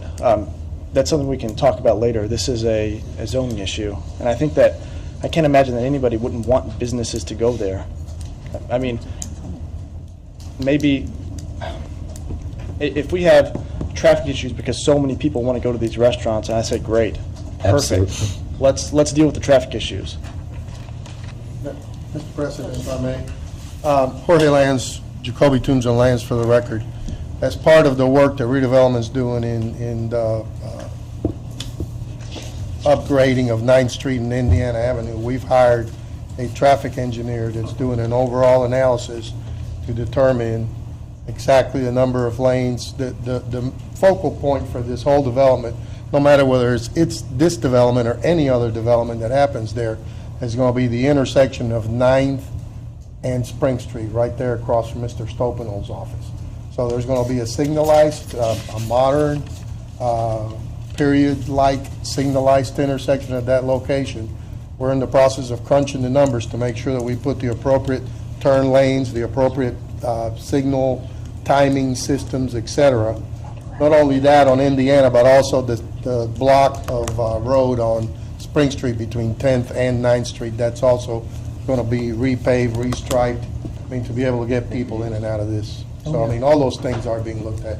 I just wanted to say that. So there is a traffic study being done in relation to all this? Zach, I do disagree with you a little Studies. bit. We don't, there are some areas that I think people avoid because there is so much traffic. And the last thing we want to do is have our main thoroughfare into our city congested. And that's another thing. This is the gateway into our city. So our gateway into the city is, you know, think about what you want people to think about when they come into the city. The other thing I was thinking about as far as, you know, traffic, there's railroad tracks there, aren't they? Are they still used from time to time? From time to time, and that is part of the consideration in the design of the intersection. But I mean, it still crosses the road. Right, when the train's gonna cross the road, then if the train crosses the road, which is like a train a week, I mean, it's very minimal, then all lights turn red, let the train get by, and then you can get out. I mean, this is done everywhere, not just here. I think when I think about the gateway to the city, I want to think of activity. And I don't think about what's currently at the gateway of our city that's been there for however many years, sitting vacant. I know that the recommendation, I was looking at the recommendation, and the recommendation was 4-3. So I guess the 3 against was the council representatives. Yeah, it's all three of us. Well, I'm gonna stay with the council representatives on this, so. Mr. Lewis? We talked a little bit about the traffic study. Can traffic be used to turn down a rezoning? We've had this conversation. Yes, I mean, as they pointed out earlier, there are 5 statutory considerations for rezoning, and that 5th statutory consideration is responsible development and growth. And there is an Indiana Supreme Court decision where a town council, city council did deny a rezoning request because they were concerned with traffic congestion issues and the lack of the road development area, or the lack of the roads in that area. So, and then that was litigated, went up to the Indiana Supreme Court, and the Indiana Supreme Court said that traffic congestion, the quality of the roads and so forth, was a factor that they could use to determine under the reasonable, responsible development. And as you can imagine, 2 attorneys in the same room, I would disagree as it relates to the application of that Supreme Court case. I think 2 other items that I think have to be taken into consideration by this council is, one, is the fact that this is a written agreement with the city through its redevelopment department. Statutorily, the redevelopment department in entering into this contract under 36-714-22.5 has to take into consideration the issue that was just dealt with, and that is responsible development and growth. under the terms of that statutory scheme under the Redevelopment Commission, it specifically indicates that it controls the use of that property, that it can enter into contracts to carry out part or all of those functions, and in disposing of that real estate by that statutory scheme, it must group together properties for disposition in a manner that best serves the community from the standpoint of both human and economic welfare, as well as group together nearby or similar properties to facilitate the convenient disposition. That portion is permissive, but under the terms of the statute that mandates the actions of the Redevelopment Commission, 36-7-14-11 specifically addresses that. And it mandates that the commission shall promote the use of the land in the manner that best serves the interest of the unit and its inhabitants. Now, it mandates that before it enters into this agreement. So under the term statutorily, 36-7-14-11 indicates that it is to enter into those agreements to replan and dispose of areas needing redevelopment in the manner that best serves the social and economic interest of the units and its inhabitants. The unit in this instance being the city of Jeffersonville, and of course the inhabitants, again, pretty simple to determine. The statutes have to work hand in hand. So if you've got one arm of the city government that's saying this is the right use and it's mandated to enter into a contract for that purpose, it's very difficult then to look at it from the city council's positioning and saying that's not responsible development and growth when you have a redevelopment commission that is mandated to enter into contracts for that purpose. So I think you have to look at the written agreement that it entered into. It is through an RFP that the Redevelopment Commission chose this developer to develop in this fashion. But keep in mind, this evening is a land use request to rezone. It is not to approve the plan, because that comes back to the Plan Commission through a development plan. And I think that's an important piece that has to be considered, that whatever happens here, under your ordinance, you can't have a mixed-use zoning as you do now. There are currently 5 different zones of this property, and it can't be developed in that fashion. The only way it can be developed is in a fashion that allows for its development, because you have a mix of residential, you have a mix of 2 different commercials, you have also a mix of even the old city residential, and then likewise, I believe there's one small tract that is industrial as well. So you can't take without the rezoning and develop this property. So I think it has to be looked at what the statutes consider in the Redevelopment Commission entering into this agreement, making those determinations first in selecting this agreement and in selecting the developer.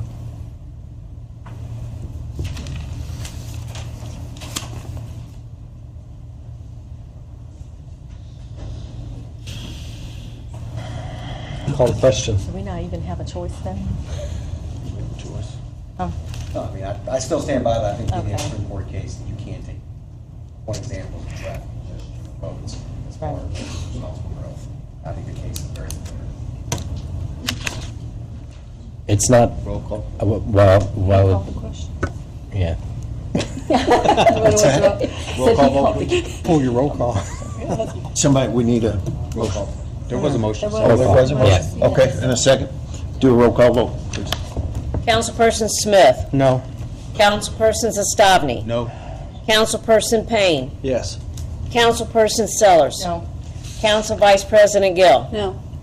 Council President Julius. No. Councilperson Owen. Yes. Councilperson Samuel. No. 6 noes, 2 yeses. It fails. Thank you. And I'm going to send this around for you all to sign. So we turned that development down for traffic before they did the traffic study.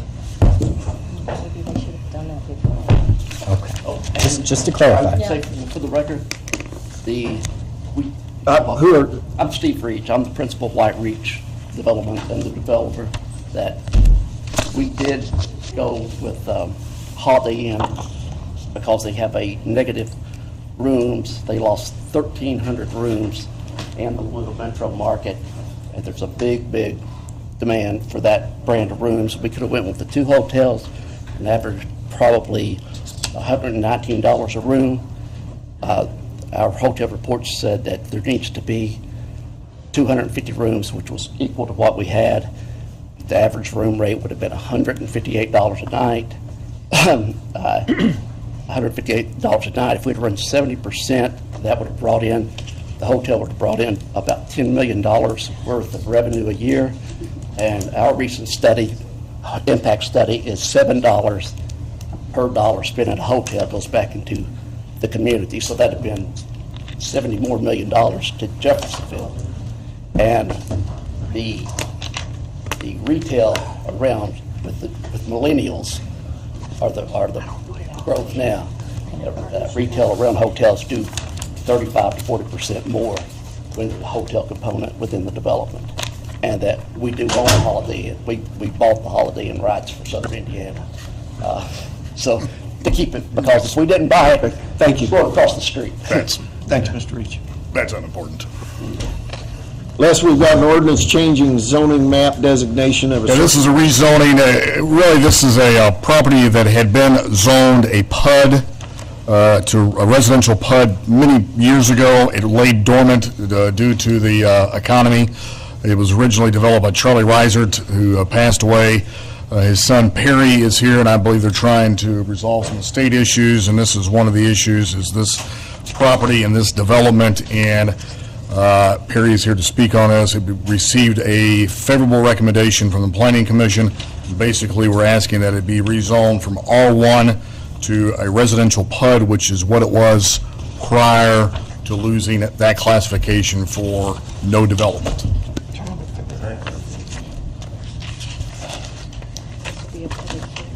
Thank you. Appreciate your time and consideration, and we're asking for approval of the plan that was brought forth about 6 years ago for 6 duplex-style buildings, 12 units on 2.2 acres, and it requires rezoning in order to do that. And there's no change to what had been proposed before. Pretty straightforward. I'd be happy to answer any questions anybody has. Harry, can you just tell us where it is, or have the address, but... It's Charlestown Pike at Morgan Trail. It's a corner property. Which one, where's Morgan Trail at? Landsberg Cove subdivision. It's one of the roads that comes into Landsberg Cove. Thank you. So there's, on that section of Charlestown Pike, there's a few other duplex developments that have been done in recent years. This would be somewhat similar, but some of those are rentals. This is laid out to be more like done as a patio home with 2 attached units, with garages in front of them and that sort of thing, 1-story buildings. During the planning and zoning, there was no concerns or controversy of any kind, and it was unanimously voted for our favorable recommendation. Public hearing. I do too. Do we have to open a public hearing? Yes. Public hearing is now open. Is anybody here to speak for or against this development? Seeing none, we'll close the public hearing. I'll make a motion to approve 2014 OR 33. Second. Any other discussion? All those in favor? Aye. All those opposed? I'm sending this around also. Les, you've got another zoning change on Hamburg Pike.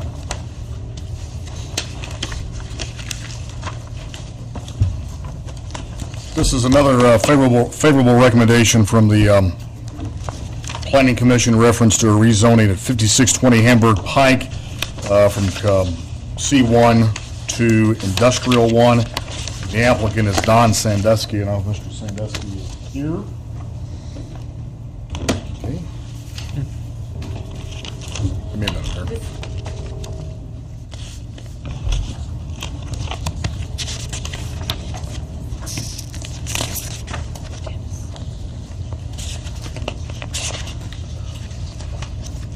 First Source Properties is actually the petitioner.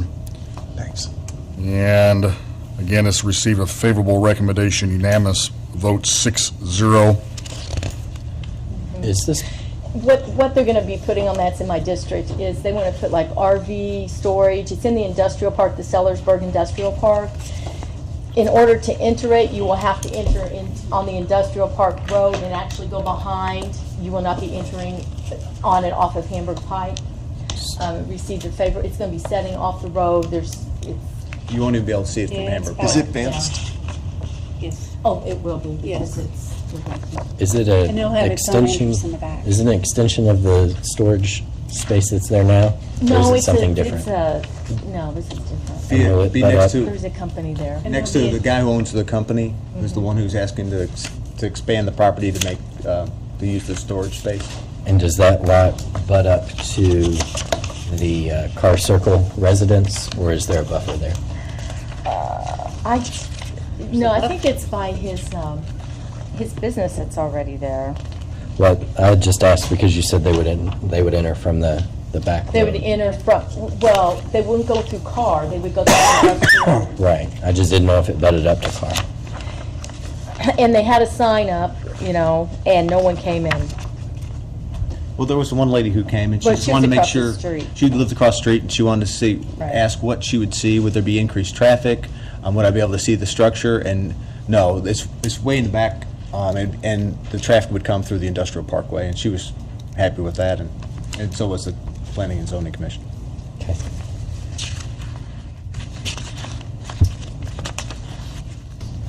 Number 34? Motion to approve 2014 OR 34. Do we need to have a hearing on that or not? Oh, is there a Oh, I public thought you hearing? did. Yes. Yes. We'll open a public hearing on this. Is anybody here to speak for or against this development? Seeing none, we'll close the public hearing. Now I make my motion. I'll second it. Any other discussion? All those in favor? All those opposed? Okay. We've got City Council Attorney report. Scott, you got anything? Okay. Clark Miles. Also, Andy Crouch is going to be speaking. Okay. Just so you know.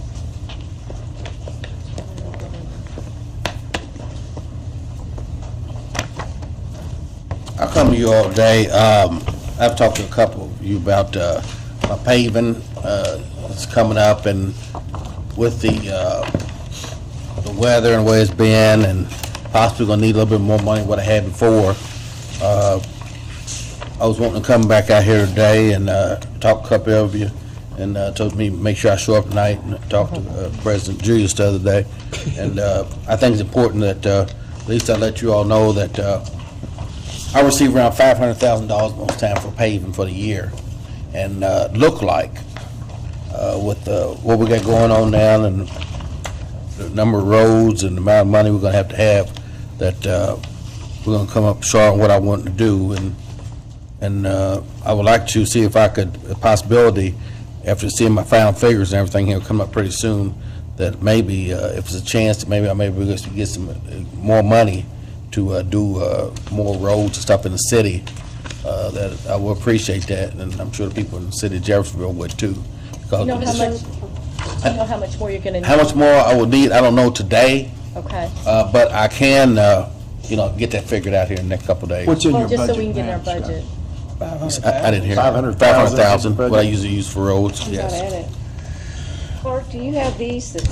They have them in their packets. They should have that, yeah. Yeah, that Stephanie gave them? Yeah, Okay. They should have it. Mr. Miles, did you still want to come before we had you scheduled for the Finance Committee to ask? I just asked Yeah, Clark to come and kind of give us an update. He wanted to give us, want me to come just, talk to you all about that. And also, again, with additional my road project money as far as paving and all that stuff, I also have the Cherokee Heights project I'm trying to, put on. Wathen Heights? Yeah, Wathen Heights, Wathen I said Heights. Cherokee. And also I wanted Andy, That should not come out. I want of Andy to paving. explain that part of it too, so. Yeah, that, to me, that money should not come from your paving. for Wathen Heights. That should, the money you have needs to be used to pave these streets. We need to find that from something else. To get back to what I was saying, so you do want to come to find, because Stephanie said she canceled it. We had you on the agenda, and she said y'all didn't need, do you want to, that's why, so Well- we can let Vicki know, because it's Thursday. Well, the thing with it is that, we canceled before, because I was just waiting to see my final figures on what I need. Okay. For monetary, well, that's why I didn't want to just waste your time when I didn't have final figures on anything. Clark, on the one sheet that's here, landscaped, it has a total price tag of $366,000. Right, that's for the few roads I was gonna do on here. Are those, Clark, is that above and beyond the 500,000 that you have, or is that part of the 500,000 that you have? That's part of 500,000, that's part of 500,000, on what those roads will be. Thank you. And I didn't have them all on there. I didn't, Understand. all the roads I had out of 20, all of them wasn't on there. Right. It was just some that I picked out. I was trying to scatter it around a little bit and trying to hit some areas. So these are the ones you're ready to go, you've got Right. 500 and 367. Right, You're ready to go on these. Right. Or, Yeah, I'm supposed to start Wednesday. okay. And I spoke to Andy today and asked him to come because I thought Wathen Heights would be on here. Right, he needed, well, he was asked to be here. Can I ask a quick question? So are you going to give me an updated Yeah. the meeting on Thursday? Yeah, for the 20 roads on here, I can get you updated. Additional 20. 'Cause I would be curious, if we were able to find the money to do all 20, what would that cost? We need to know that figure. Yeah, I can get those figures. 'Cause I was just going off of what I figured up so far, and the fact that I knew with my budget that I wouldn't be able to do all 20. Yep. I'd If come you in. did, you'd be good. Yeah, I know it'd be real good. So I knew that. So these were the ones I picked out, and to try to keep it within a frame of what the prices was I was given for the roads I can do. And then from there, I was going to see when I got everything in. I did talk to Senator Grooms, and he was going to see about trying to get me a little bit more, adjust the budget a little bit. He told me, I talked to him yesterday, and he said I should know something this week. And that's why, that's another reason I didn't want to come just yet, because I want to make sure what I had. Because if I didn't have to come to you, I didn't want to, waste your time or anything on doing that. Yeah. Because- You had mentioned Wathen Heights, and I sat in the sewer board meeting the other day. Now, the sewer board, and Andy, you might help with this. but Yes. I think they're responsible for repaving. The milling and the 1 inch. That's correct. So why would we be pulling that out of? It's not on here. Out of- It's not on this list. I know, he said. But he said it. I said, what I said was that they asked me if it's, I talked to Andy and a couple of them, and want to know if there's any way that I may see about if I can come up with some additional funding for that project. And that's why I brought that up. The paving part, Andy, or the curb? The street in general, the curbs would be rebuilt and within 2 feet of either side of the curbs. Right. Rebuilt. But I mean, it looks like the paving is one issue and the curbs are another issue. Yeah. Because drainage was asked to pay for part of the curbs, not the asphalt. That's correct. And there was a separate bid for the curbs. Correct. So, I guess my question is the street department being asked to pay for part of the curbs or part of the paving for the sewer department? Does that make sense? There is a change order presented to the sewer board at this moment for $500,000. That is to replace the curbs and some asphalt adjacent to the curbs. Okay.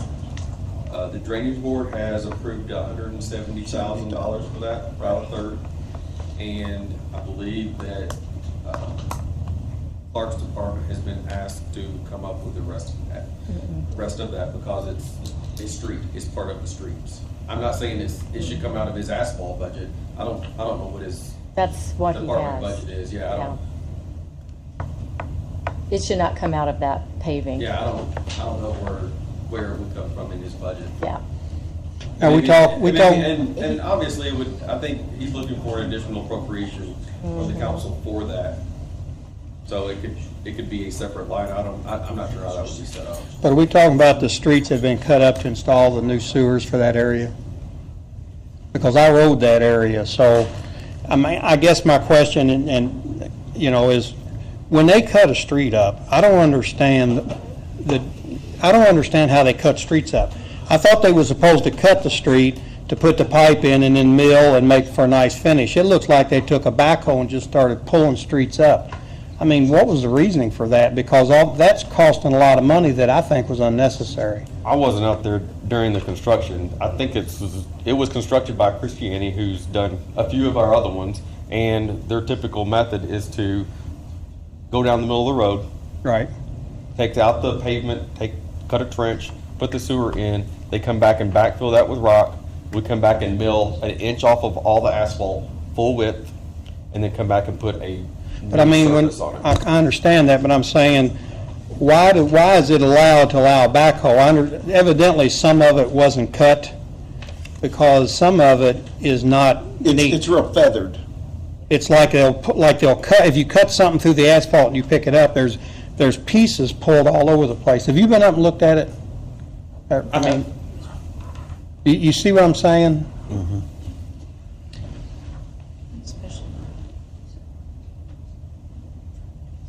And I'm not blaming the contractor, I'm just trying to figure out.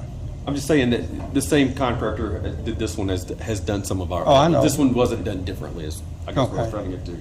This is a cross section down in the trench where they cut that. Yeah. You can see, I mean, it's a for the construction work that they're doing, it's not feathered. It's a fairly straight line. The top there is your asphalt with the subgrade underneath. There may be areas where that's broken away, chipped off, things like that. Well, it's a pretty good area. Yeah. I mean, usually when they did, I don't know who did Utica Pike going up, they made some very nice cuts.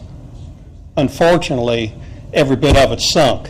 Right. So we made a nice cut, we backfilled it, okay? Then we paved it and it was great, but now it's horrible. And they're going back to fix that. Okay. They've committed Is that to because of compaction? They had some compaction issues. It's a lot of sand through there. That whole area is sand. Sandy, I knew that, but is that something that we need to probably in a sandy area like that? Maybe do we need to really look into that and make sure that we get it compacted? Is there something we need to change or to make sure that we compact it? I think. Or not? Maybe it's not. We've got an inspector on site the whole time. They are compacting it to our standards and industry standards. It's just, it's sandy. Okay. At the sewer board meeting, not this past one, but the one before, when this was first brought up, it was brought up about the road, and it was going to be like $800,000 to $900,000 to redo this one street because they wanted to totally rip it up and redo it.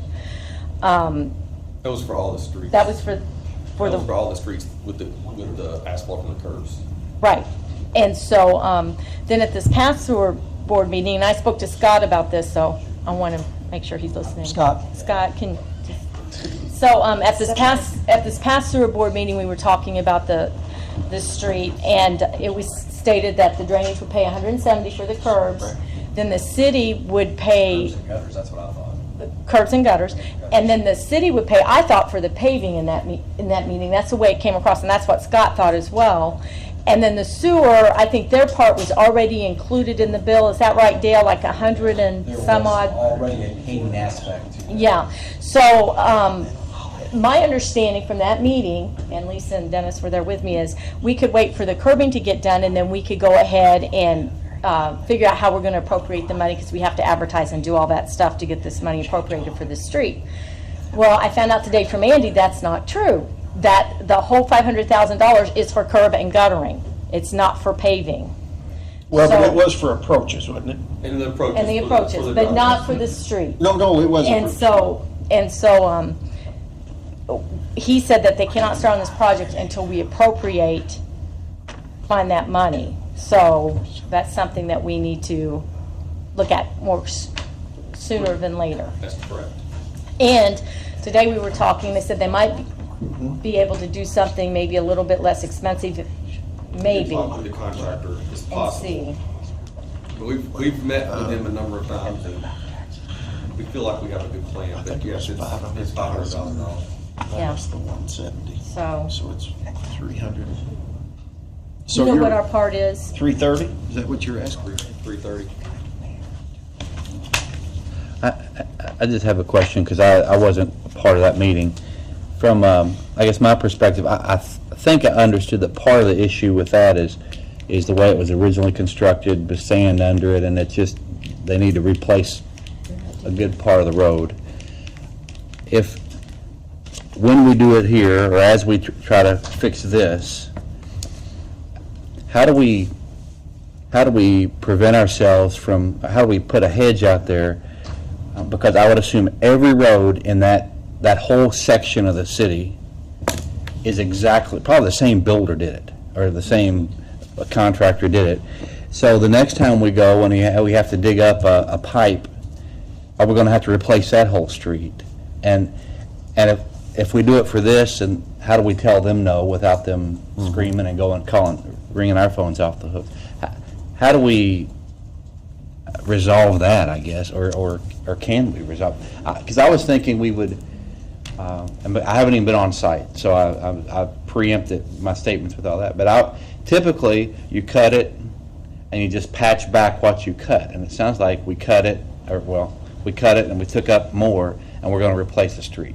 And maybe I don't have it right, Andy, but. We're not replacing the street. No, okay. The issue that we have is that, color's really bad on this, I apologize.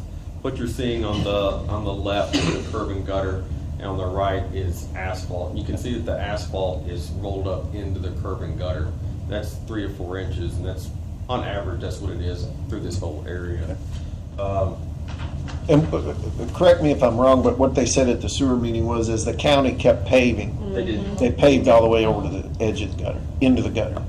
Underneath, you've got, I don't know, 4, maybe 5 inches of asphalt right there, and everything underneath that is sand.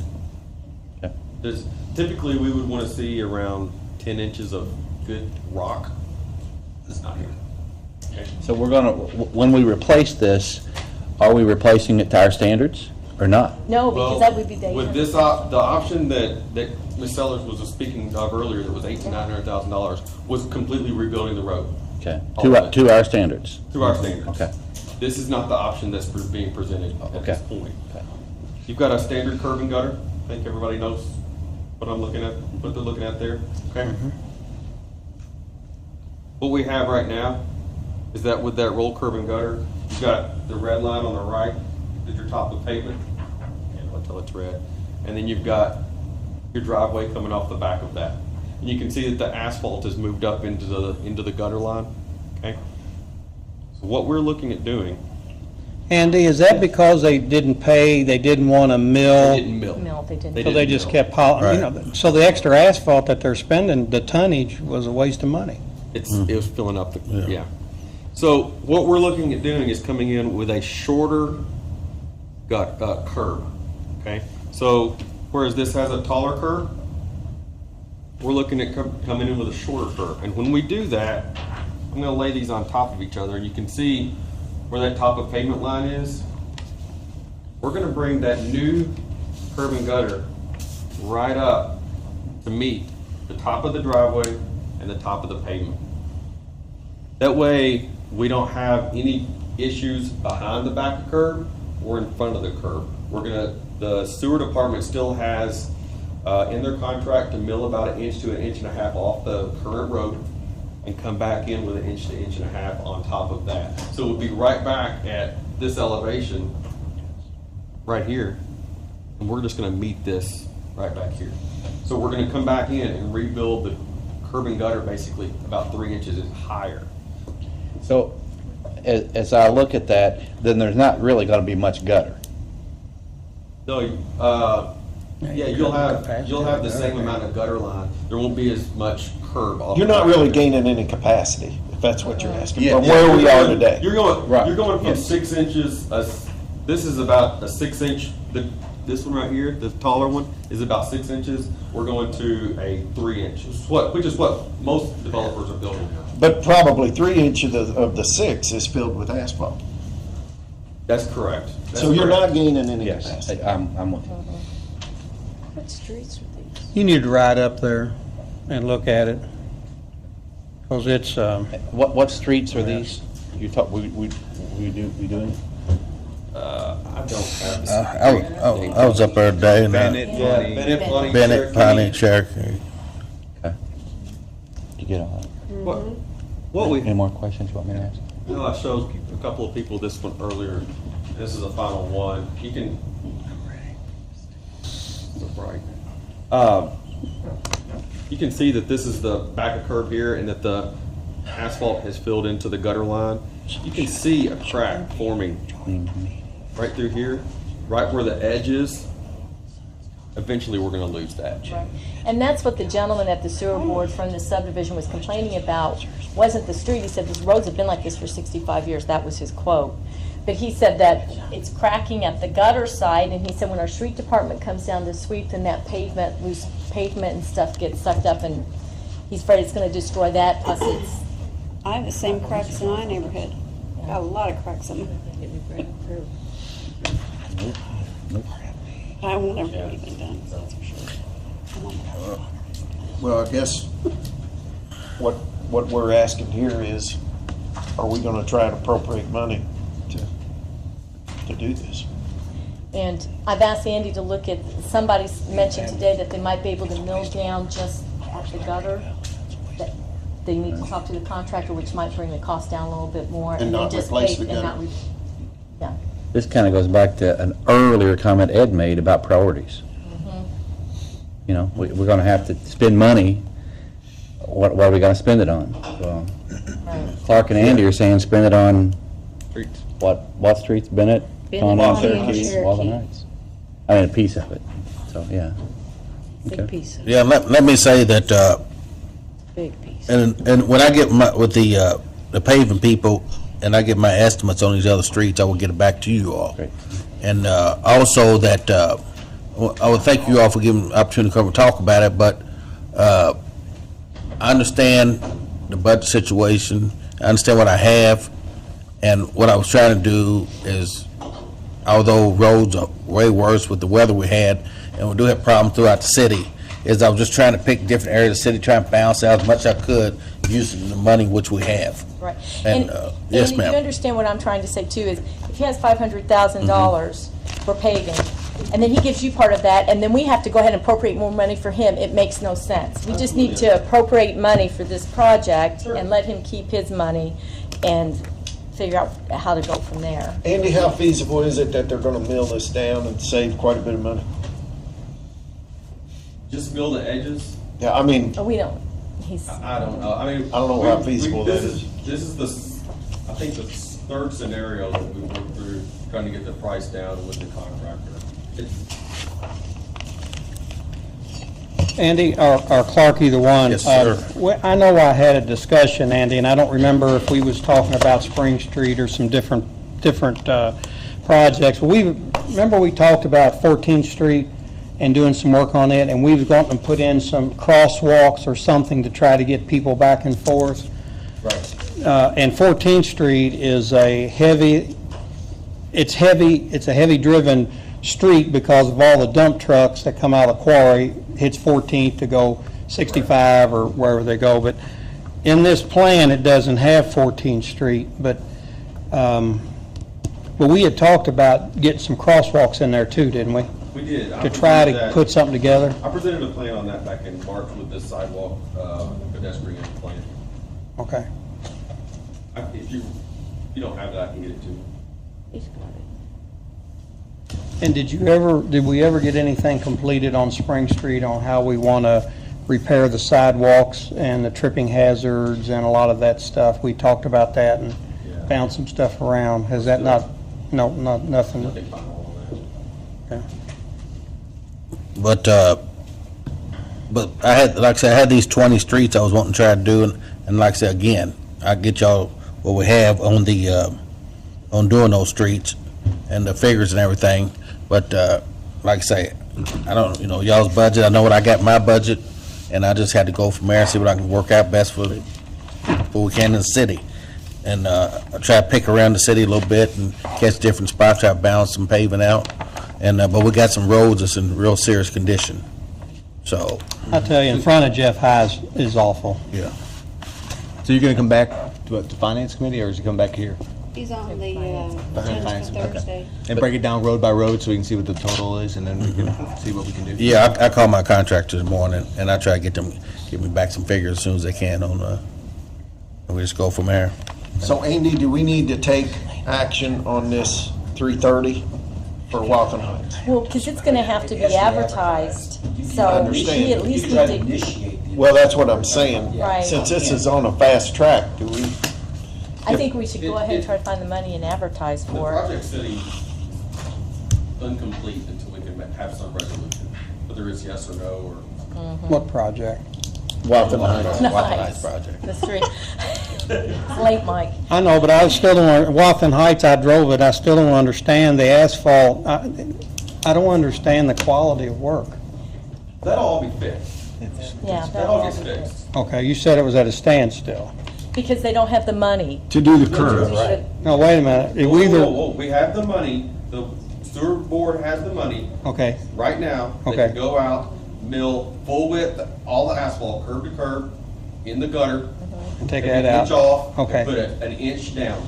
It'd look brand new, Okay, except that the gutters will be full of asphalt. Yeah. but I don't understand, okay, well, why would we do that? What would we do? Why, when you're gonna mill it down, why wouldn't you mill it down and curb, and pave to the curb? Why would you asphalt the curb again? That's what you just said, you're gonna put, Because there's 3 to 4 inches of asphalt built up over the curb. So if we take, there's only about 4 or 5 inches of asphalt total on the whole project. If we take all that asphalt down, we're left with nothing but sand. There's no base underneath it. what a mess. We're inheriting some things from the county that we're having to fix. I mean, I understand that. Hey, thanks for your time. Thanks, Clark. Thank you. Thanks, Clark. We'll find something. So do we need to instruct Amy to? We have 500,000 in ed now. If that's a time crunch, could we use it towards the Waltham and then figure out, is that okay? Isn't that what you said It's you also didn't want? 400,000 in his LRF. Got the general fund, we've got $5 million in there. I say take it out of the general fund. Yeah, I think, I Just agree. take it out of the general fund. That's where you already got that appropriation. You know, that ordinance. We were just talking, she can re-advertise it, isn't that correct? And add that onto, so then you can pass it on the third reading. Okay. Just from the general fund. You need to wait. We need to take a vote on that. Wait, do we need to take a vote on that? I mean, no? I wouldn't To think so. advertise and just wait, then when it comes back, vote on it. Yeah. That's not an approval, that's just.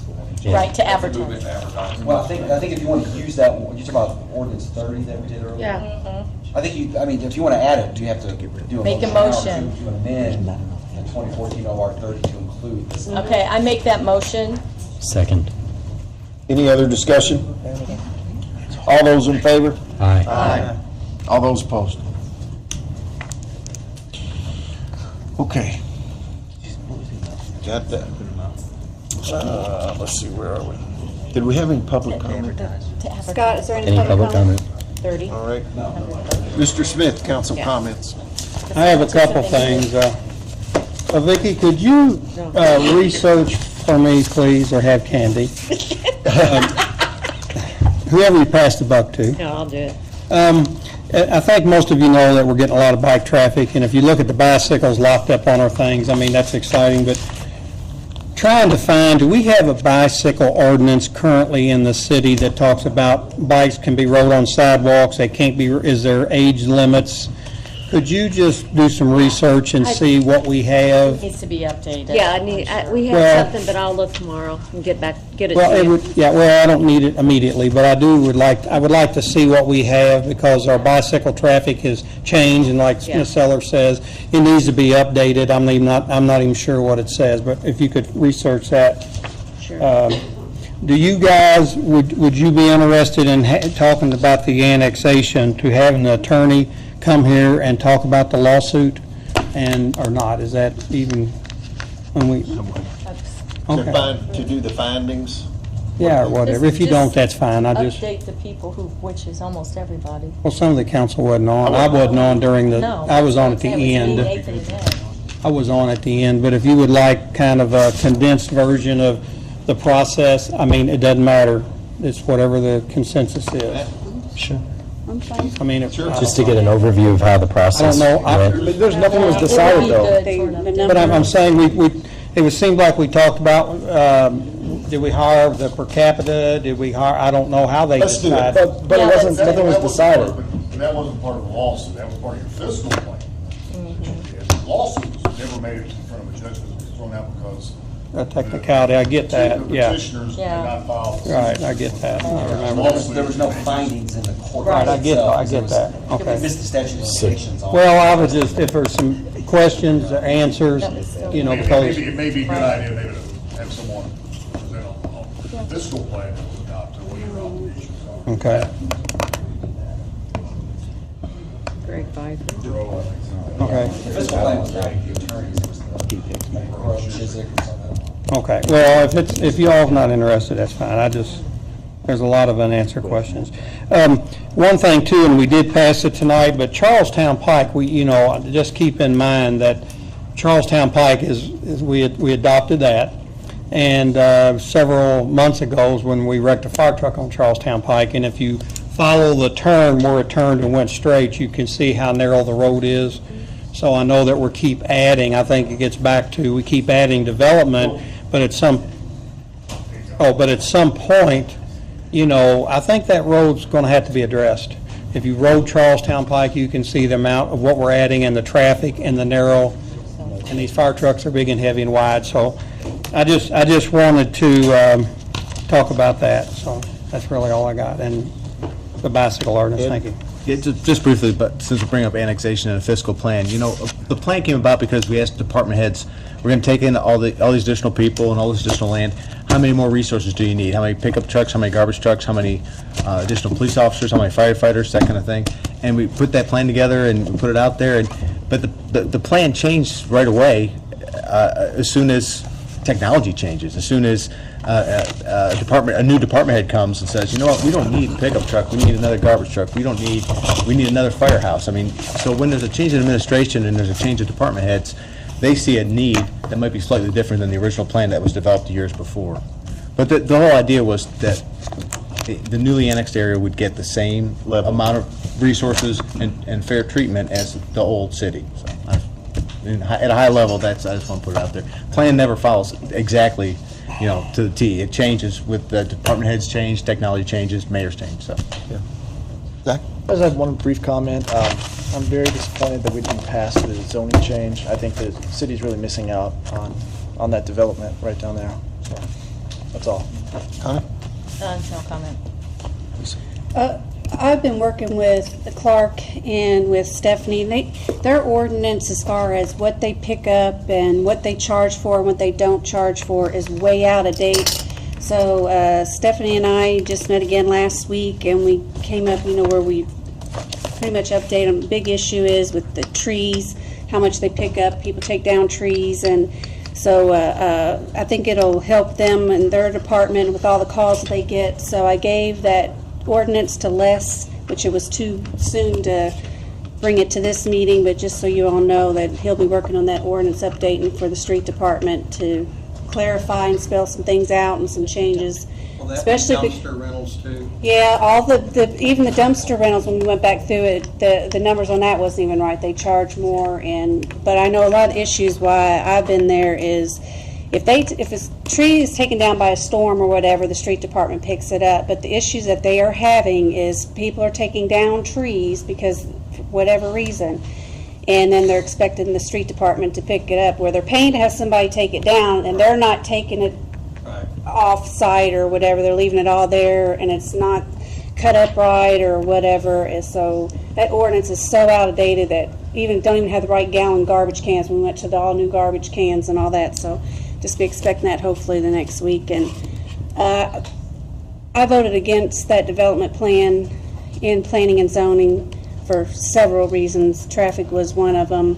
And unfortunately, when you say that we can address the development plans in planning and zoning, Ed and Connie can kind of back me up on this. We get railroaded through. if there's something that wants to be passed, we bring up our concerns. I know we've been trying to have meetings. I know, Nathan, you can speak on that. I know you and Ed asked to have some meetings, and there's just more issues than just the traffic, and I just want everybody to know that's why I voted against it. That's all. I'm going to echo what Zach said about the development. I think it's disappointing that the city's going to miss out on $25 million of private investment. To say that, we've got too much traffic is a interesting idea. We need to do, we're talking about doing a public safety study before we decide on what we're going to do with our officers and our fire department. But then we don't give the opportunity to do a traffic study to see if that's really an issue. And to stop a rezoning because certain council members aren't in a majority on the planning commission for a development plan. That's what you just said, that, things get run through past you all on the plan commission when it comes time for a development plan. That's part of it, yes. Yes. Because when we bring it up, they said it'd be development plan. Right. And Yeah, that's the way it should have been done. why would a company put in money for a traffic study when the property's not even zoned properly? Put all this other design work in there. Okay. I think it's done all the time. I think it's unfortunate that we're going to miss out on this. First, we were delaying the project because of an interceptor pipe. That was addressed, and now we're delaying for another reason. If we just don't want to have development in downtown Jeff, let's just come out and say it. Well, there are plenty of people who want to come to Jefferson. No, the original picture that was put before us was a vision, and then an RFP was put out, and this is what came out of that RFP. No, it's been downgraded. Okay. The RFP was Okay. 2 hotels. You all voted for it if there were 2 hotels? I mean, If it was original RFP. So if there had been 2 hotels, we would have approved the, 1 fast food restaurant versus 3 fast food restaurants. 2 sit-down restaurants where people would be there and spend money versus one restaurant. so It's a we're, different plan. so we agree that, highway commercial is appropriate for this spot, but because the development plan doesn't meet our expectations, we're not going to rezone it. No, it's because of. That's what we're talking about. That's all I had. Just a couple quick comments. Again, regarding this, early on, we met with the administration to address this everything we talked about tonight. And everybody in that meeting was in agreement. The mayor, Les, redevelopment, folks in redevelopment, and Ed and myself were in there. And we agreed at that meeting. We said, we're all in agreement? We're surprised. Let's go talk to the developer. The administration said, no, let us talk to the developer first. That was back in April. After about 2 or 3 weeks, I emailed the administration and said, are we going to meet and talk? They said, well, no, not yet. A couple weeks later, I pushed them again. I said, are we going to meet? And they said, well, we did meet with the developer and told them your concerns, but, and if the developer wants to talk to you, they will. They asked us not to approach the developer, so I respected that. And until tonight, I didn't even know who the gentleman was. To me, if we had that involvement and that interest, and that was conveyed to them, and they knew they had to come to this step, surely they would have reached out and said, can we talk? What are your concerns? Let me put you at ease. They never chose to do that. And if it's not that important to them, then the issues that I've heard about traffic and about it's not the original plan and concerns, okay, I have no problem with voting against that. And that's But you a huge but frustration. There was a huge meeting set up with everybody to come up, and you all agreed to talk about this with the developer. Okay. And that never happened. That never happened. Exactly. Okay, I don't want to beat that dead horse. Second thing, on June 24th, a few weeks back, I was able to attend the governor's tax conference. There was a claim in there for mileage, and I appreciate that being paid. But there's a big push now through the state to try to simplify and make our tax structure more competitive. And that's very important to cities, because part of the simplification is they wanted, I'll say, jockey around with property taxes. And a lot of discussions went into that on what other, we have over 36 different taxes in Indiana. And so they're trying to simplify that. It was a very interesting discussion, but that's coming down the pike. I'm sure you've read about that, but it was pretty, it was neat to be able to be involved with that and to listen to all the different ideas. If I hear more on that, I'll share that, or at that time, I guess. And then Andy left, but I just want to mention that I plan on trying to pull together a sidewalk plan that we can all vote on, approve on, and I'll communicate via email to everybody to say, this is the cost for this. Let's try to get consensus on how much we can throw for sidewalks, because we definitely have to improve our infrastructure, and I'm trying to figure out how do we move that ball forward. And it'll take additional appropriations, no doubt, but I'll try to have something well ahead of next meeting that everybody has seen, that you can provide feedback on, and so I'll just give you a heads up on that as well. So that's all I have to do. Okay. The only thing I want to say is I've had numerous calls for the new lane changes that we've put up at Utica-Sellersburg Road and 62. And I've talked to Andy about it probably 5 times. There is an issue there. And you live out there, yeah. And it's a problem. And hopefully, and I know Andy is working on it, but we've got to address that problem. We're going to get somebody killed out there. Is that something we're responsible for, the Board of Works, or from the state, or all the above? Well, I think there was multiple parties in it, but there's got to be, and Andy's aware of it. People run over that curve. Oh, well, they can't, they're going in and making a U-turn and coming back around, and then where they're turning in from 62, they're falling off into the ditch. It's a problem. The semis fall into the ditch. Oh, it's a problem. Multiple times a day. So, Would have been done at one time. anyway, that's all I got. Motion to adjourn.